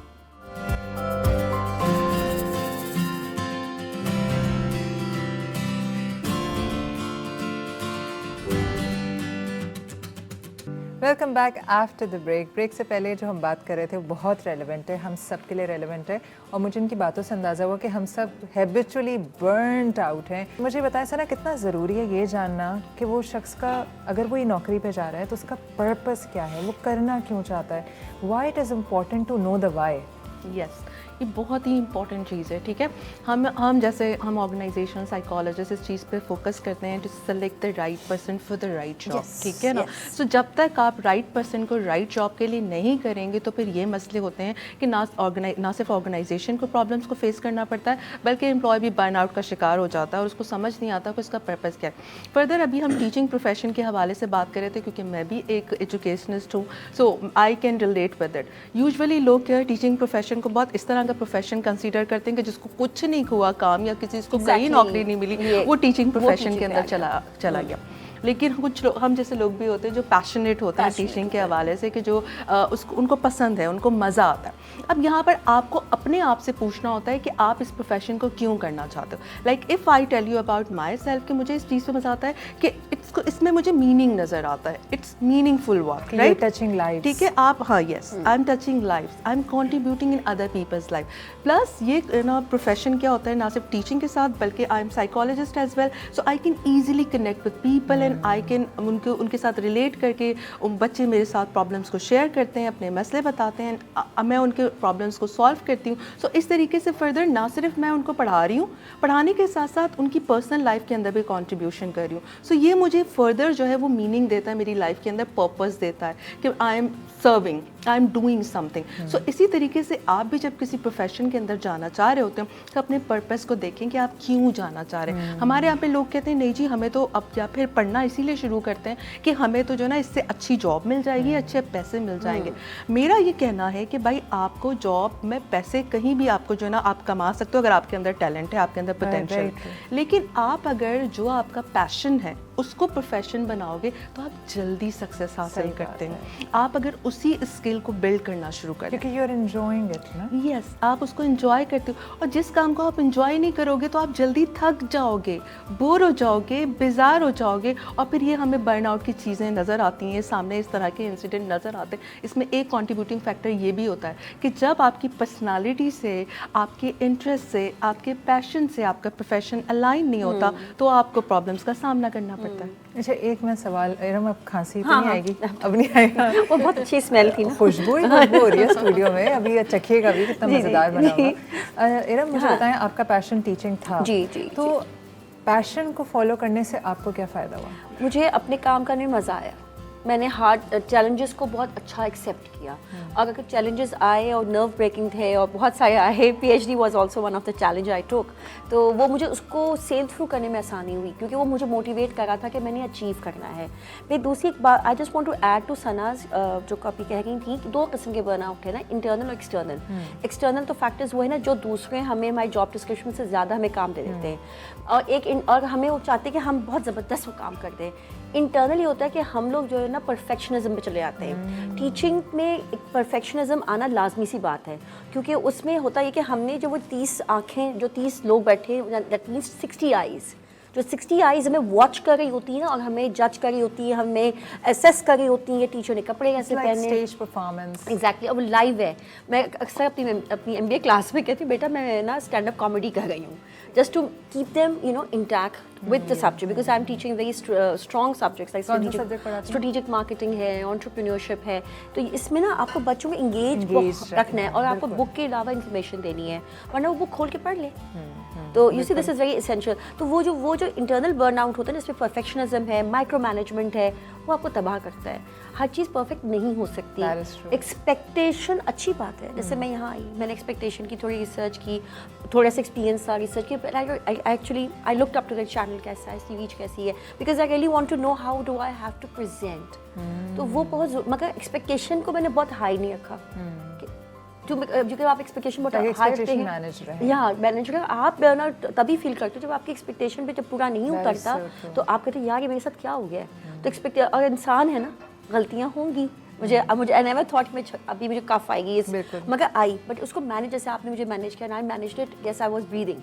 तो हम लोग ब्रीद नहीं करते ना, हम बस उस फ्लो में भाग रहे होते हैं। बहुत ज़्यादा उस हर छोटी छोटी चीज़ों को सर पे सवार करते हैं। तो जब आप बर्नड आउट होती हैं क्विकली, आप क्या करती हैं? व्हाट इज मैं गेस्ट छोड़ देती हूँ, मैं काम छोड़ती हूँ, मैं मेरी सांस लेती हैं, मैं साल में बाहर निकल जाती हूँ ऑफिस से। मुझे फील हो गया है, मैं ट्रिगर स्टार्ट हो गया है, मुझे पता चलता है जैसे आपने कहा कि सेट इन नहीं होने देना, वो सेट इन होने से पहले I just shut down my laptop, I just go out, I take a walk. अगर घर में होंगी तो मैं फ्रिज खोल के अपनी मज़े की चीज़ खाऊंगी, कोई मज़े के जूस पीऊंगी, पानी पीऊंगी।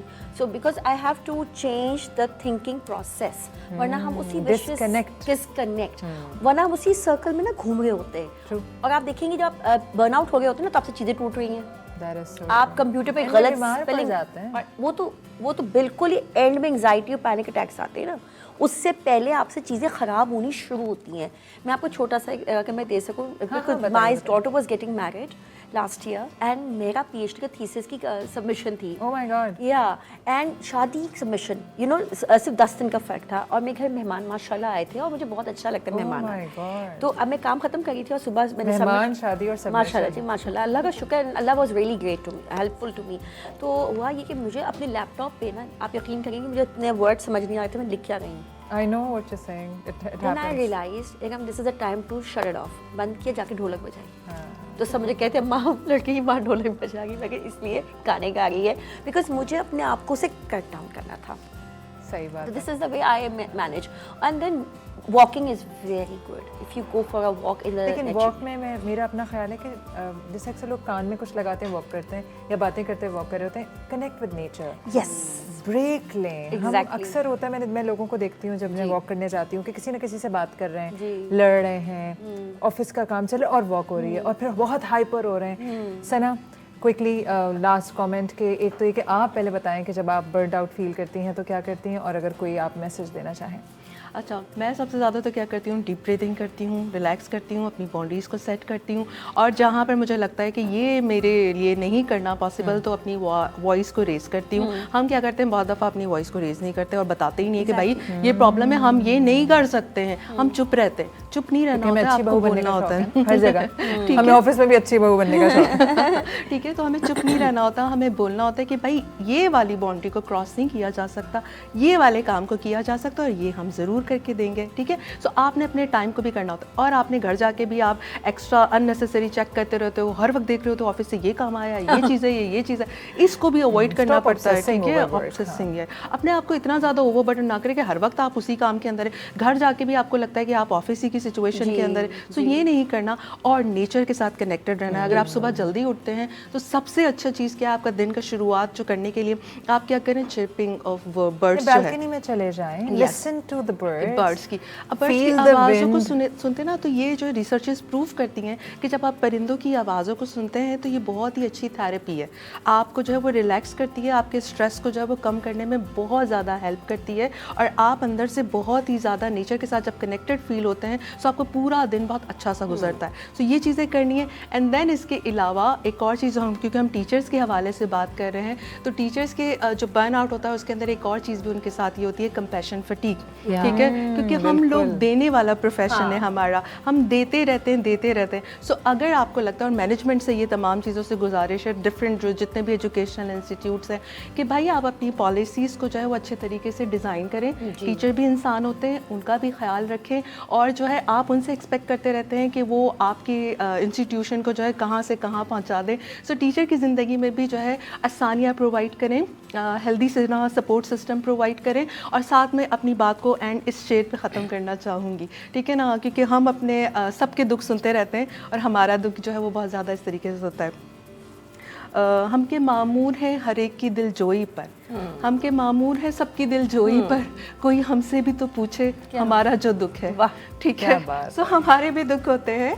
सो अगर हम उसको कहें या ना कहें, लेकिन मैनेजमेंट उसके हवाले से अप्रोप्रिएट पॉलिसी बनाए तो बहुत सारे मसले हल हो सकते हैं। That is so true. I just want to add one more thing. अगलों के जो नेगेटिव कमेंट्स होते हैं ना हमारे लिए, वो दिल पे ना लें, क्योंकि अगला बंदा अपनी पर्सनालिटी के हिसाब से परसीव करके आपको कमेंट देगा होता है। ये बर्नआउट में 75% यहाँ आता है, लोगों के कमेंट्स मत ले। अगर वो आपको कह रहा है कि आपको काम नहीं करना आता, या आपकी ड्रेसिंग सही नहीं है, आपने क्लास सही कंडक्ट नहीं की, but you know it your self कि आपने सही किया है, तो उसके कमेंट को लेंगे इसने सिर्फ देना था, अब उस पर सवार ना, क्योंकि अक्सर लोग इसीलिए एग्जॉस्ट हो जाते हैं। सही बात और तो एंड प्लस लास्ट टीचर्स के लिए ना, हमारे अगर 3 घंटे की क्लास है या 6 आवर्स की एक स्कूल में क्लास है, उस 6 आवर्स या 3 आवर्स यूनिवर्सिटी लेवल पे हम उससे पहले 4 घंटे प्रेप करते हैं, तो हमारा 8 आवर्स का वर्किंग स्पेस नहीं है, हम 10 से 12 घंटे काम करते हैं। तो हमें अक्सर रात गए तक कॉपी चेकिंग हो रही होती है। This is what most of the faculty in that school which I go for training, यही कंप्लेन की, too much work, too much paper work, too much clerical work. तो हमें अपने जॉब डिज़ाइन और जॉब डिस्क्रिप्शन को थोड़ा सा focus करना और होगा। हमारी मैनेजमेंट को ये बात सोचनी चाहिए कि हम इंसानों को हायर कर रहे हैं, रोबोट्स नहीं है कि कुछ भी फीड कर दिया वो और वैसे रात को 12 बजे मैसेज आते, मेरी फ्रेंड कहती सुबह ये करना है सबमिट, कहती मैं फ़ोन बंद कर दो। सही बात है, बिल्कुल सही बात है। थैंक यू सो मच आप दोनों का प्रोग्राम में तशरीफ़ लाने का, अपना वक्त देने का, और इतनी इंटरेस्टिंग गुफ्तगू का। और इंशाल्लाह आप लोगों को मैं ज़रूर दोबारा तकलीफ़ दूंगी किसी और इंटरेस्टिंग टॉपिक पे। मैं एक ब्रेक लूँगी, लेकिन ब्रेक से पहले मैं एक बात ज़रूर कहूँगी कि ये जो अभी बात की रम ने, कि ये जो शोर शराबा है कि तुमने ऐसे कपड़े पहने हैं, ये है वो है, आप प्लीज़ एक अच्छा सा फ़िल्टर लगाएं, और उस फ़िल्टर में से सिर्फ उसी आवाज़ को अपने दिमाग तक आने दें जो कि ज़रूरी है। और ये फ़िल्टर बहुत ज़रूरी है, क्योंकि अगर आप तमाम शोर को अपने दिमाग में आने देंगे तो दिमाग काम करने से पहले ही थक जाएगा। हम ले रहे हैं एक छोटा सा ब्रेक, उसके बाद मैं जाऊँगी साइमा के किचन में और देखेंगे कि कढ़ी कहाँ तक पहुँची। पूरा स्टूडियो महक रहा है इस वक्त बहुत ही मज़ेदार खुशबू से। मिलते हैं इस छोटे से ब्रेक के बाद।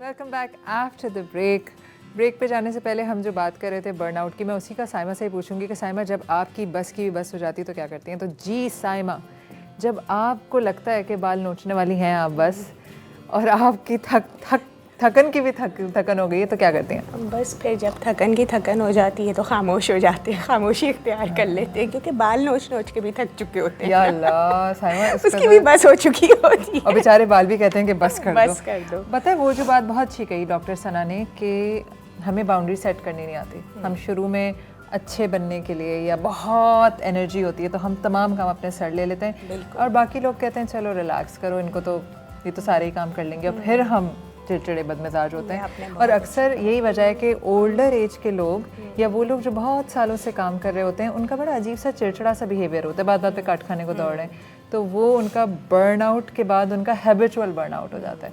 तो अगर आप उन लोगों में से हैं जो चिड़चिड़ कर रहे हैं और आपसे सब बेजार हैं, तो ज़रा अपने गिरबान में झाँकें। आपने कभी बाउंड्री सेट ही नहीं की, आपको आता ही नहीं है कि बाउंड्री सेट कैसे की जाती है। तो जनाब आली, कहाँ पहुँची हमारी कढ़ी? अच्छा माविश, कढ़ी तो ऑलमोस्ट हमारी डन है, ये आप देख सकती हैं। और हम अब इसमें भगार लगाएंगे, ठीक है।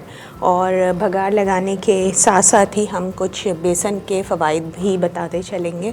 तो बघार बिल्कुल। अच्छा, मेरी हंसी मुझे किसी और बात पे आ रही थी, आप ये मत सोचिएगा आपकी कढ़ी के बघार पे मुझे हंसी आ रही है। चलें ठीक है माविश, आप मुझे प्लीज़ ये एक चम्मच दे दीजिएगा। ये छोटा वाला दे दीजिए ताकि, हाँ नहीं छोटा वाला। अच्छा, ये वाला छोटा नहीं जी, सब हुक्म करें। अच्छा, ये ऑयल मुझे लग रहा है, थैंक यू यार, ये तेल ज़्यादा गर्म हो गया। नहीं, मुझे लग रहा है सही है। एक हाथ थोड़ा सा डाल के देखें, वरना प्याज सही है, क्योंकि सही है, सही हमने है। प्याज को थोड़ा फ्राई करना है, फिर हम अपनी तमाम चीज़ें बघार की इसमें शामिल करेंगे। अच्छा माविश, हमने अपनी लास्ट एपिसोड में जब हम दाल बना रहे थे तो हमने चने की दाल के कुछ फ़ायदे बताए थे। बिल्कुल बताए थे, याद है मुझे। तो बेसन के भी बहुत सारे फ़वाइद हैं। आप मुझे प्लीज़ ये वाला, नहीं वो चने फ्राइंग की वाला। दाल से ही तो बेसन बनता है ना सामा? चने की दाल से बेसन नहीं बनता। बेसन जो मुझे अपनी है, इंफॉर्मेशन अपने पास रखूँ है। नहीं, बेसन जो है वो हम चिक पीस यानी जो हमारे सफ़ेद चने होते हैं चने उससे से बनाते बेसन बनता हैं। है, जी सही है, ठीक है चने ही, अब वो चने की दाल कर लीजिए या चने कह लीजिए, तो उससे हम बेसन तैयार करते हैं। और बेसन के कुछ फ़वाइद, एक तो इसमें सुपर क्लिनजिंग प्रॉपर्टीज़ बहुत ज़्यादा हैं, ठीक है। और मैंने लास्ट उसमें भी आप लोगों को बताया था कि बेसन के साथ अगर आप रोज़ वाटर शामिल कर लें और एक आप उसका थिन पेस्ट बना के उसको अपने फेस पे अप्लाई करें फॉर ग्लोइंग स्किन, तो ये बहुत ज़बरदस्त काम करता है, स्किन को साफ़ रखता है और ब्लैक हेड्स वगैरह भी बनने नहीं पहले के देता। ज़माने में अक्सर ख़वातीन जो है वो बेसन बेसन से से मुँह मुंह धोया धोया करती करती थी। थीं, और बिल्कुल। अभी भी आप बेसन अगर अपने बाथरूम में कहीं वो कंटेनर में रख लें तो इट्स वेरी नाइस। बिल्कुल। और रोज़ वाटर के साथ तो वो काम ही अपना एक अलग दिखाता है। रोज़ वाटर भी बहुत अच्छी चीज़ है ना, क्योंकि एज अ क्लिनज़र वो आपके फेस को रिफ़्रेश भी करता है और एक ग्लो स्किन भी बिल्कुल देता है। साइमा, मैंने तो एक वो रोज़ वाटर का स्प्रे फ्रिज में रखा हुआ है। जैसे कहीं धूप से बाहर आए और धूप से बाहर आए, तौबा, धूप से आप घर में गए और फेस वॉश किया, फिर वो रोज़ वाटर अपने फेस पे कर लें तो बहुत फ्रेशनेस आ जी जाती है। बिल्कुल बिल्कुल ऐसा ही है। अच्छा, इसके अलावा हम यहाँ बताना चाहेंगे कि जिन लोगों की स्किन टैन हो जाती है फॉर एनी रीज़न, तो उसके लिए आप बेसन लें, 4 टेबलस्पून बेसन लेके उसमें पिंच ऑफ टर्मरिक शामिल करें, हल्दी यानी पिंच ऑफ हल्दी शामिल करें, थोड़ा सा आप लेमन जूस शामिल करें, उसमें थोड़ा सा दही शामिल करें और एक पेस्ट बना लें। पेस्ट बना के अपने फेस पे अप्लाई करें और उसको ड्राई होने दें। लेमन जूस जो है, लेमन जूस भी आपने ऐड करना है। लेमन जूस जो है वो आपकी पिगमेंटेशन को रिड्यूस करेगा। और जो दही है इसमें, यानी जब आप मास्क बना लेंगे, दही जो है वो मॉइस्चराइज़र का काम करेगा। और 10 मिनट्स के बाद जब वो ड्राई हो जाए तो आप इसको धो लें, तो ये फेस के लिए बहुत अच्छा है। इसके अलावा जिन लोगों को एक्ने होती है और वो स्कार्स छोड़ जाती हैं, तो आप उसके लिए ये कर सकते हैं कि बेसन इक्वल अमाउंट के साथ ही आपने हल्दी भी मिला लेनी है। और इसमें जितना बेसन आपने उतनी हल्दी, जितना बेसन उतनी हल्दी, और उसके साथ ही आपने लेमन जूस थोड़ा ऐड करना है ताकि वो एक पेस्ट सा बन जाए। और लेमन जूस को ऐड करने के बाद आपने इसको जो है अपने फेस पे अप्लाई करना है, स्क्रब की तरह। स्क्रब की तरह अप्लाई करें और थोड़ी देर ड्राई भी अच्छा, होने दें। मास्क की तरह कर लें और नेक वगैरह तक पे भी लगा लें और फिर आप अपना फेस धो सकते हैं आराम से। तो अच्छा, इसमें हनी भी शामिल करनी है, यानी हनी, लेमन जूस एंड हल्दी और बेसन। ये आपका जो जितना भी स्कार होगा। अच्छा, मैं अब इसमें जो है ज़ीरा शामिल करने जा रही हूँ। तो साइमा की किचन से आपको ब्यूटी टिप्स भी मिल रही हैं। और वैसे एक बात बताऊँ, ये जो आजकल हर्बल उनका बहुत दौर है ना, हर्बल ब्यूटी प्रोडक्ट्स का, तो हर्बल प्रोडक्ट होती क्या है? वो तमाम हर्ब्स जो कि खाने में भी जा रही हैं और फेस पे भी लग रही हैं, तो ये वो है। इसके अलावा माविश, जैसे आजकल आपको पता है सर्दियां आने वाली हैं, लोगों को डैंड्रफ की बहुत शिकायत होती है, तो डैंड्रफ के लिए बेसन बहुत अच्छा काम करता है। बालों पे आप लगाएं। वो उसका तरीक़ेकार ये है, बहुत सिंपल तरीक़ेकार है। बना लें जी, आप सिंपल जो है बेसन को, ये भी मैंने इसमें डाल दिया है, कड़ी पत्ते भी शामिल कर दिए हैं साथ ही। अच्छा, अब ये मांस में आप लोगों ने कड़ी पत्ते नहीं डालने हैं, मांस की जो है वो हम अलग बताते हैं। सर का जो, हाँ, मैं पहले इसको ज़रा देख रही थी कि ये हमारा कड़ी पत्ते भी डाल दें और फिर सर पे लगा के धूप में खड़े हो जाए। यानी ऐसा नहीं हो कि कड़ी और ये जो है हमारा मांस कुछ लोगों को तो फायदा हो जाएगा, मिक्स हो जाएगा। तो ऐसा बिल्कुल भी करने की ज़रूरत नहीं है आप लोगों को घर में। और मैं आपको दोबारा बता देती हूँ कि बेसन के साथ आपने जो है, हमारा पका, बेसन का आपने थोड़ा सा घोल लिया उसको पानी में, फिर पानी में घोलने के बाद आपने वही पेस्ट बना लेना है सिंपल। और जो आपके अफेक्टेड एरियाज़ हैं डैंड्रफ के, उसमें आपने इसको पूरे स्कैल्प पे लगाना है, ठीक है। जैसे हम शैम्पू लगाते हैं जैसे या तेल हम लगाते हैं। हाँ, यानी टारगेट आपने डैंड्रफ वाले एरियाज़ को करना है, ठीक है। यानी सिंपल पानी के साथ आपने बेसन का पेस्ट बनाना है। टारगेट आपने सारे अपने स्कैल्प पे डैंड्रफ वाले एरियाज़ को करना है और उसके बाद उसको ठंडे पानी से धो लेना है। डैंड्रफ के लिए ये चीज़ मैं आपको बता रही हूँ, आप बहुत इफ़ेक्टिव है। और फिर जब आपके पास से पकोड़े की खुशबू आई तो आपने कहना है भैया साइमा ने टिप बताई थी। अच्छा, एक चीज़ मैं और फॉर हेयर लॉस, क्योंकि लोगों को आजकल मैंने नोटिस किया, जिससे बात करो हर आदमी कह रहा होता है कि भाई हमारा हेयर लॉस हो रहा है, हेयर लॉस हो रहा है। तो आप क्या जानती हैं कि बेसन इसमें भी बहुत ज़बरदस्त रोल प्ले कर सकता है। अगर आप इसको एज अ पेस्ट फॉर्म में मिलाएं, हमारे आलमंड पाउडर को ले लें, घर में जो भी आपके पास बादाम है आप उसको पीस लीजिए, आलमंड पाउडर बन जाएगा, वरना बाज़ार में भी अवेलेबल होता है। बेसन के साथ आपने आलमंड पाउडर को मिक्स करना है। इसके अलावा इसमें आपने थोड़ा सा योगर्ट भी शामिल करना है और इसके साथ ही हम इसमें शामिल करेंगे विटामिन ई के ऑयल कैप्सूल्स आते हैं। एक आप जाएंगे ना अपने फार्मेसी वगैरह पे, वो मिल जाते हैं। तो वो आप 2 कैप्सूल विटामिन ई के इसमें शामिल कर लें और एक पेस्ट बना लें। पेस्ट बना के आप इसको हफ्ते में 2 दिन जो हैं वो लगाएं अपने नहाने से पहले, और फिर जैसे सिंपली आप अपना शैम्पू वगैरह करते हैं कर लें, तो उससे हेयर लॉस में भी काफ़ी फ़र्क आता है। साइमा ये बहुत अच्छी टिप थी। तो बेसन खाएं भी और लगाएं भी। अगली बार से मेरे घर में कम से कम 5 किलो का बेसन का थैला आने वाला है क्योंकि मैं ही नहीं हूँ, मेरी 2 बेटियाँ भी हैं। हाँ, और ये उसी एज में है जिस वक्त अपनी खूबसूरती के लिए, अब मेरा तो जो होना था वो हो चुका। लेकिन हाँ, डैंड्रफ हो गया, हेयर लॉस हो गया, ये it's a very good tip Saima, thank you. अब हम इससे बघाड़ लगाएं। हाँ, अब हम बेसन को खाने की तैयारी कंप्लीट करें। क्या करें हम, डिश आउट करें? जी, डिश आउट करते हैं। बघाड़ मैं ऊपर से दूंगी ताकि उसका लुक अच्छा आ जाए। नहीं, बिल्कुल सही, बिल्कुल सही। माविश आप इसको प्लीज़ यहाँ रख दें और इसको हम यहाँ रखते हैं, थैंक यू। और ये एक वाला गहरा वाला चम्मच भी दीजिएगा। इसको डोई कहते हैं ना? हाँ, डोई, ये डोई है, ये जो लकड़ी वाली है ना जी। इसको क्या वजह है कि मैं जितनी इन्फॉर्मेशन देती हूँ, जितने टोटके देती हूँ, सब गलत होता है। इत्तेफाक है। ये कोई वजह नहीं है। आप जान के नहीं देती हैं, ये आपकी मासूमियत है। चलिए मैं इसको आप अपनी मासूमियत में काउंट कर लीजिए। और ये है कि मेरी जो इन्फॉर्मेशन है, इसको लेडल कहते हैं, इसको लेडल है ना? बिल्कुल बिल्कुल। तो मैं उर्दू में आज जो है, लेकिन क्यों मतलब लकड़ी है तो डोई और प्लास्टिक है तो लेडल। उसका इंग्लिश में हमें देखना होगा कि है तो ये रेसिस्ट हो गई आप। रेसिस्ट हो गए। इंग्लिश में लेडल है और उर्दू में ये है डोई, क्योंकि वो लकड़ी की। बिल्कुल बिल्कुल। मुझे ऐसी पता नहीं क्यों फीलिंग आ रही है कि इसको भी डोई कहते हैं।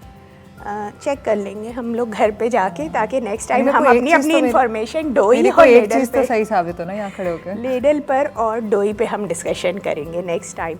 अच्छा भाविश, आप ये बताइए कि आपके घर में अगर कोई आपको पका कर भिजवा दे नहीं मैं खाना पकाती हूँ तो नहीं, मैं बात कर रही थी कि आप लोग कड़ी चावल के साथ खाते हैं या रोटी के साथ? मुझे रोटी के साथ पसंद है, वैसे कड़ी चावल के साथ भी खाई जाती है। मुझे पर्सनली एक्चुअली मैं रोटी लवर हूँ, ठीक है। तो मुझे रोटी ज़्यादा पसंद है, लेकिन कड़ी जो है वैसे कॉम्बिनेशन हमारे चावल ज़रूर बनते हैं जब कड़ी बनती है।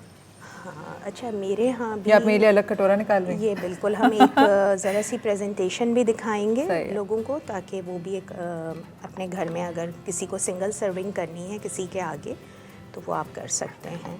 हमेशा आप इसका ढक्कन प्लीज़ दे दीजिएगा।